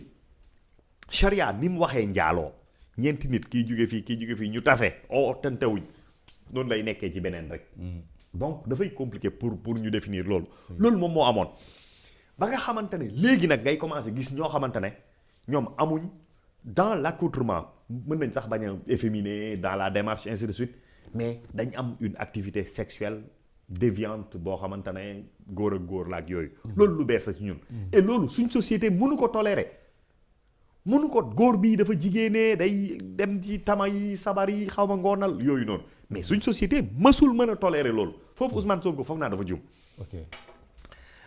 mais dafa am Ousmane Sonko dañuy wax moom am na ay vidéo yu muy jàng alquran léeg-léeg day wax dugal xadis yonent bi ci njàngaleem dafa ne dafa am loo xamante ne dañ ko dul tudd loo tudd phénomène boo tudd rek dafa mel ni yow importé nga ko donc lan moo tax Mélenchon ñëw mu poser sur la table parce que c'est Ousmane Sonko qui a pris sur lui cette responsabilité poser sur la table la question de l'homosexualité ci ñoo xamante ne dañ doon wax ni suñu faloo li ñuy bokk na ci li ñuy njëkk def criminaliser l'homosexualité mais loolu c'est au moins un différé pour ñi nga xamante ne dañ nekk ci pratique yi Mélenchon nekk kilifa ci seen lobby ou alors sax peut-être que mën nañ ko gisee neneen ak neneen ak neneen mais loolu jàngat la constatation la taxul nag ñu ne phénomène bi fii la commencé parce que sooy lire mbir mi mais on te parle d'une plainte de 2019 d'un deal donc deal bi kañ la woon ba plainte bi di nekk 2019 peut-être que c'est même antérieur à 2019. bon et loolu d'après les informations ñu ngi Sénégal depuis 2017. waaw kañ donc ça veut dire que loolu mënuñ ko imputer Ousmane Sonko ak ay nitam. est-ce que nag suñ tegoon criminaliser la chose. lan lay permettre du permettre scandale bi du tere scandale bi feeñ. mën na feeñ mën na nekk ñi ngi doon wàllayee nangam mais xëy na dina doon tax ñoom ñu buub seeni bagages dem. peine bi lay yokk. waaw déjà mais mesure dissuasive boobu. dina permettre am na ñoo xam dañ naan non ñun Sénégal dund fi wóoratul xaar ñu dem feneen. bon et puis par di foofu maa ngi koy bind keroog sama page Facebook au Sénégal acte contre nature dañ koo tere si public mais terewuñ ko si. privé de. waaw. nee naa leen nit ñi maa ngi wax ne leen bàyyi leen si xel. waaw loi bi côté boobu effectivement et ça peut se comprendre hein. Oui. parce que mais ngóor jigéen. à part kii ne man góor jigéen laa. avoué góor jigéen jiñaate la rek. li jëpp léegi suñ ko bëggee sur la base de jiñaate. wala diw benn nit ñëw diw bert naa ko gis naa ko ci terrain football bi kenn nekk fa ñu bert ko foofu noonu. ñu war ko lapider wala ñu war ko tëj à vie wala ñu war ko nangam loolu day dem ba day indi jaxase bu bëri ci société bi. gis nga sax bi ñu soulever la question am na ñoo xamante ne sans être pour ces déviances là ils étaient très très mesurés sur la question. donc. Peut-être que man lenn laa doon saluer ci débat boobu xam nga lan la. pour man le plus important dans ce débat. c'est dynamique bi nga xamante ne moom la doon créer. ailleurs le débat était pour la dépénalisation de l'homosexualité.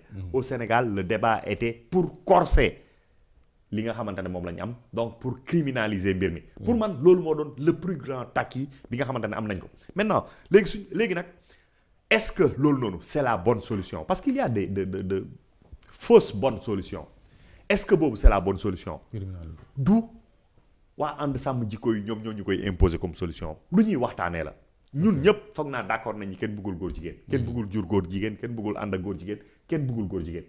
mais à l'échelle de notre société naka la ñuy def pour cette question-là c'est des batteries de mesures. am na yoo xamante ne ci kër gi lañ koy liggéeyanti am loo xamante ne ci mbedd bi am loo xamante ne ci penc mi ci école bi mais am na loo xamante ne loi bi moom mooy sécuriser ñëpp donc lan lañ ci war a def na def pour man waruñu opposer au Pastef yéen a waxoon parce que maa ngi koy wax fii quelqu'un comme Karim Xurum Xaq gëm naa ni question boobu daf ko ñor mais ñim ciy lëkkalool di ko xeex ëllëg suñ faloo duñ ko def gis naa ko mu ànd ak ñoo xamante ne bi ñuy jugee ci nguur gi yàggul ci lañ posé cette question là te ils n'étaient pas d'accord ils ne seront pas d'accord demain pourquoi s'allier avec eux pour ce combat nekkatul un combat de principe c'est du dégagisme.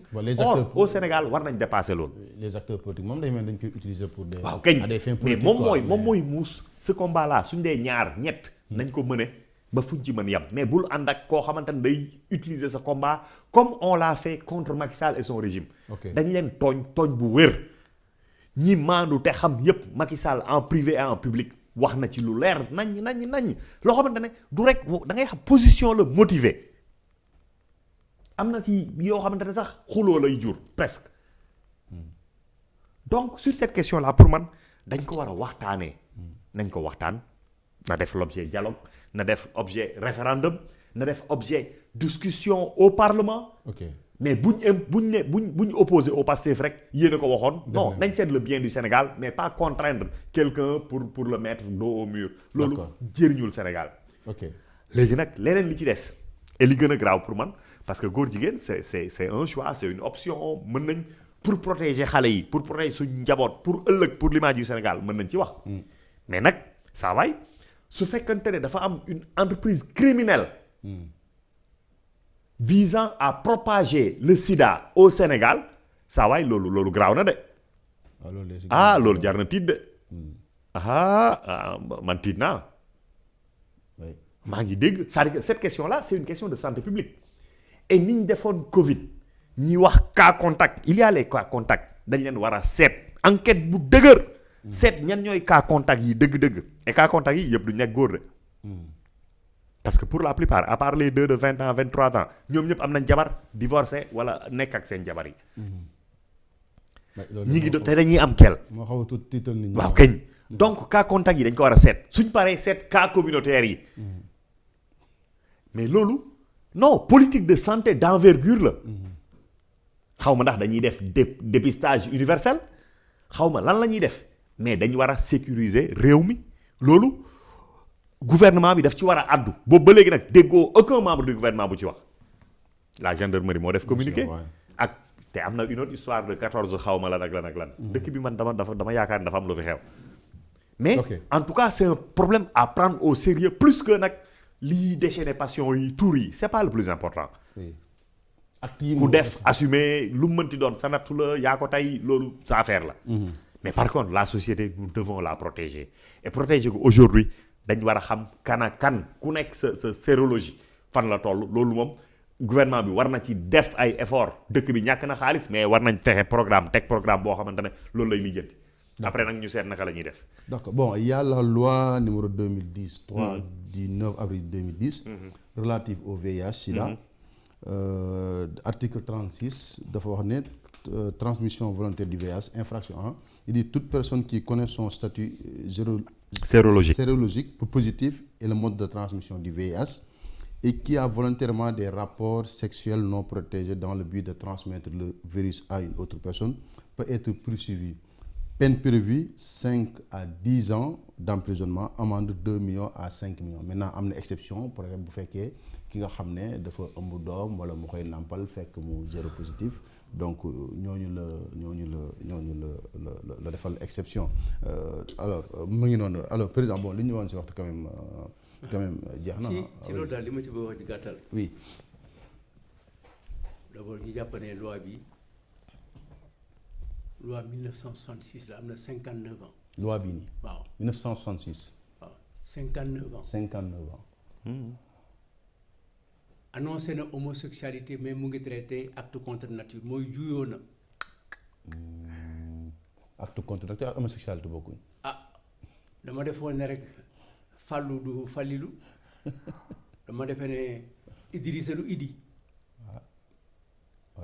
te moo tax d'ailleurs sànq ngay ñuy wax ñuy jaaxle ci problème mu données personnelles yi ñuy publier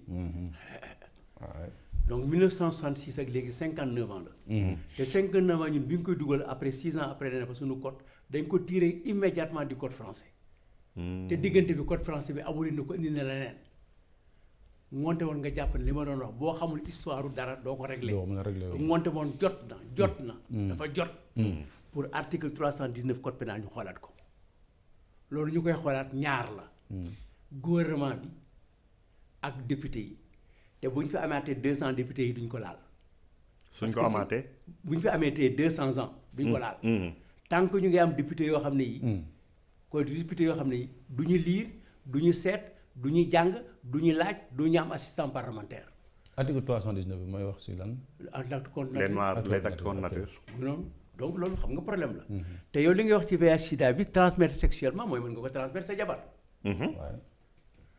mais bi beneen affaire bi du jabar parce que fii ba léegi accepté guñu mariage entre góor ak góor sauf dans une loi sur la nationalité am na benn article bu koy joxe loolu aussi exception boobu dama koy joxe entre par ñu seetiwaat ko sur le plan rédactionnel maa la wax loolu alors donc léegi muy am problème donc mu am problème léegi directement ci loolu gonte moom da ngay jàpp ne lii yàgg na fi mais bi ñu ko waree rek réñu ko et on a attiré l'attention on n'a pas été suivi par conséquent mu ngi fi li jur na leneen mais yàlla nañ ci yàlla musal ma wax la ko léegi problème bi nag mooy naka la fi duggee ñan ñoo fi nekk ñan ñoo ci bekk naka lañu lu ñu yor lu ñu yor ci moyen lu ñu yor ci xaalis ku leen di dimbali ainsi de suite ba nga xam ne yàlla nañ ci musal suñu ay doom parce que les enfants qui ont 12 ans 13 ans 14 ans qui sortent un peu di dugg ci yenn âge yi mais écoute ay xale lañu comme on a été des jeunes. Oui, c'est vrai. On nous a interdit certaines pratiques même certaines àndandoo. fréquentation sañ la koy tere. yenn toogaay waxtaan yi sax ci ëttu kër gi. entre góor ak jigéen dañ koy tere. donc tout ça amatul. donc par conséquent bu ñu am mbetteel. ñu ne lii àgg na ci ay xale école primaire wala secondaire. waaw parce que ñoom seen objectif moo doon surtout di ko transmettre les mineurs. c'est extrêmement grave. yàlla dool sutura loolu moo jar a ñaan aar ñu donc yaraat njaboot gi bu njëkk moom am na yenn wax sax góor ñëmu ko boo koy wax sax say morom dañ la duñ sax nangoo ànd ak yow. mais léegi avec TikTok bi moom. c'est extra enquête bi mënul am complaisance mënul am protection de. je ne pense parce que question on ne sait pas.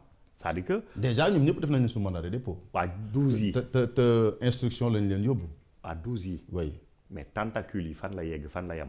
waaw dañu xóotal. waaw kañ.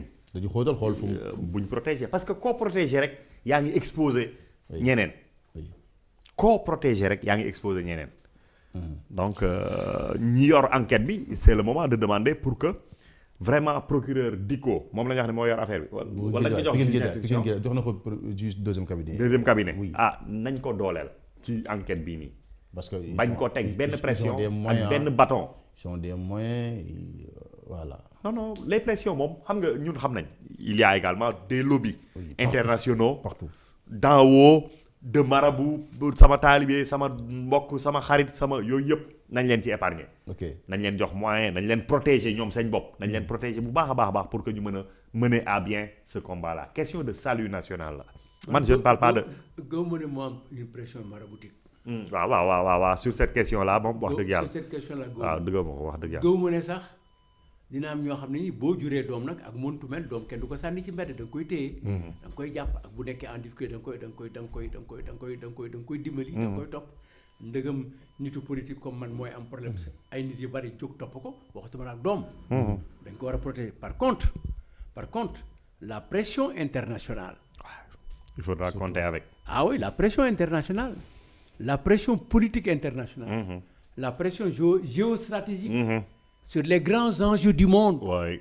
xam nga président bi lay laaj sur cette question. contexte bi sax dafa doy waar. est-ce que tam raison d'état du tax dana jafe criminaliser parce que am na ñu jàpp ne tey jii boo ko criminaliser woon non seulement da nga nekk ci difficulté pour trouver des financements mais dana gën a métti. tu te mets à dos des partenaires. tout dépend où est-ce qu'on se situe.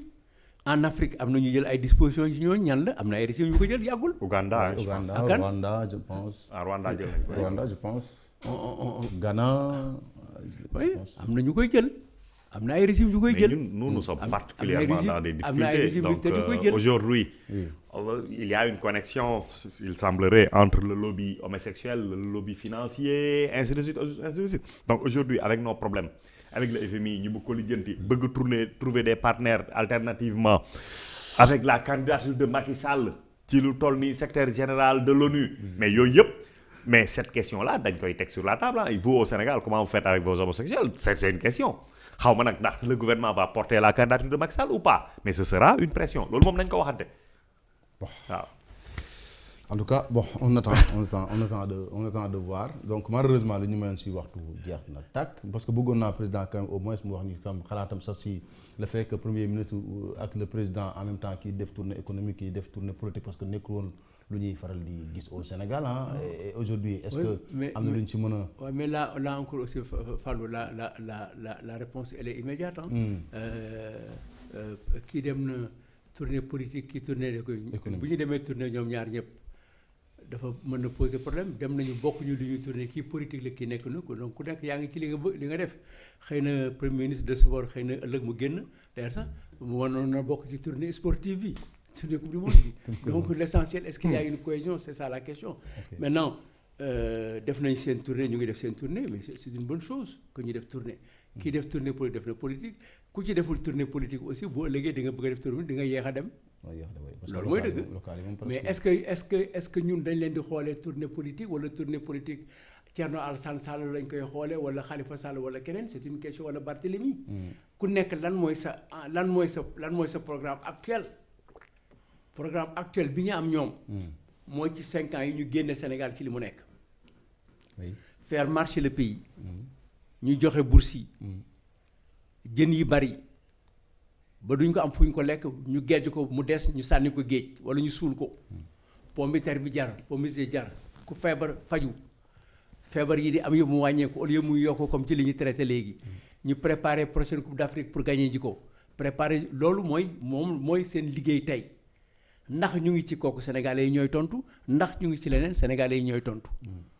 d'accord en tout cas premier ministre sànni na xel opposition bi nee na ñoom ñooy bëgg a yàkkamtiloo nit ñi pour wax leen na affaire bi sotti daar te xam nañu réew du lu ñuy def si ñaari at et que voilà situation bi ñu fi fekk itam tax na lu ñu bëggoon a def lu bëri duñ ko def donc voilà mais bon incha allah rabi xëy na suba dinañ àggale si loolu bu soobee yàlla suba Bachir Fofana Pape Moussa Sow dinañ fi teew ak Paldi mooy l'équipe l'ancienne de la Côte d'Ivoire. Ah bon l'ancienne équipe de la Côte d'Ivoire. loolu neex na bonne nouvelle. On retrouve incha allah rabi tous les mardis y a Pape Moussa Bachir et Paldi incha allah. Ah bon et Pape Cheikh. bon Pape Cheikh léegi dafa am feneen fu mu. Ah ok donc voilà. D'accord ok ah mais ba tey c'est parfait. Voilà j'espère qu'ils vont respecter parole et être assidus. en tout cas ñoom ñaar daal bu ñu nekkee su groupe bi moom dañuy. waaw gis naa sànq mais bon on espère que bu ñu dinañ ñëw en tout cas président ñu ngi lay sant di la gërëm di sant Paldi Abdou mi nekkoon si xar ne yéen ñi ngi doon seetaan yëpp nag bon maa ngi gis luy Mango Pareya ñoom déjà. ils sont là ñu ngi leen di nuyu bu baax yaa Bassi aussi moom mu ngi wax naan Fallou nuyu ma ñu ngi koy nuyu. donc di sant Abdou mi nekkoon si xar bi di leen jox dig daje incha allah bi ëllëg à partir de 20h avec l'équipe de la quotidienne jërë ngeen jëf ñu fanaan jàmm. Sarr et Ousmane Sonko de viols répétés et de menaces de mort. ma saboté waaye gone dañ naan ku gedd. ils sont là. c'est yaay ay.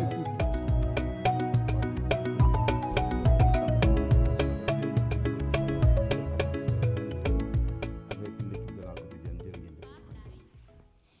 Sarr et Ousmane Sonko de viols répétés. Ousmane Sonko maa ko wax gatsa rek. ku dee ci ñàkk fayda yi safara nga jëm du jihaad xeexu bakkan la. Adji Sarr et Ousmane Sonko de viols répétés et de menaces de mort. ma saboté waaye gone dañ naan ku gedd.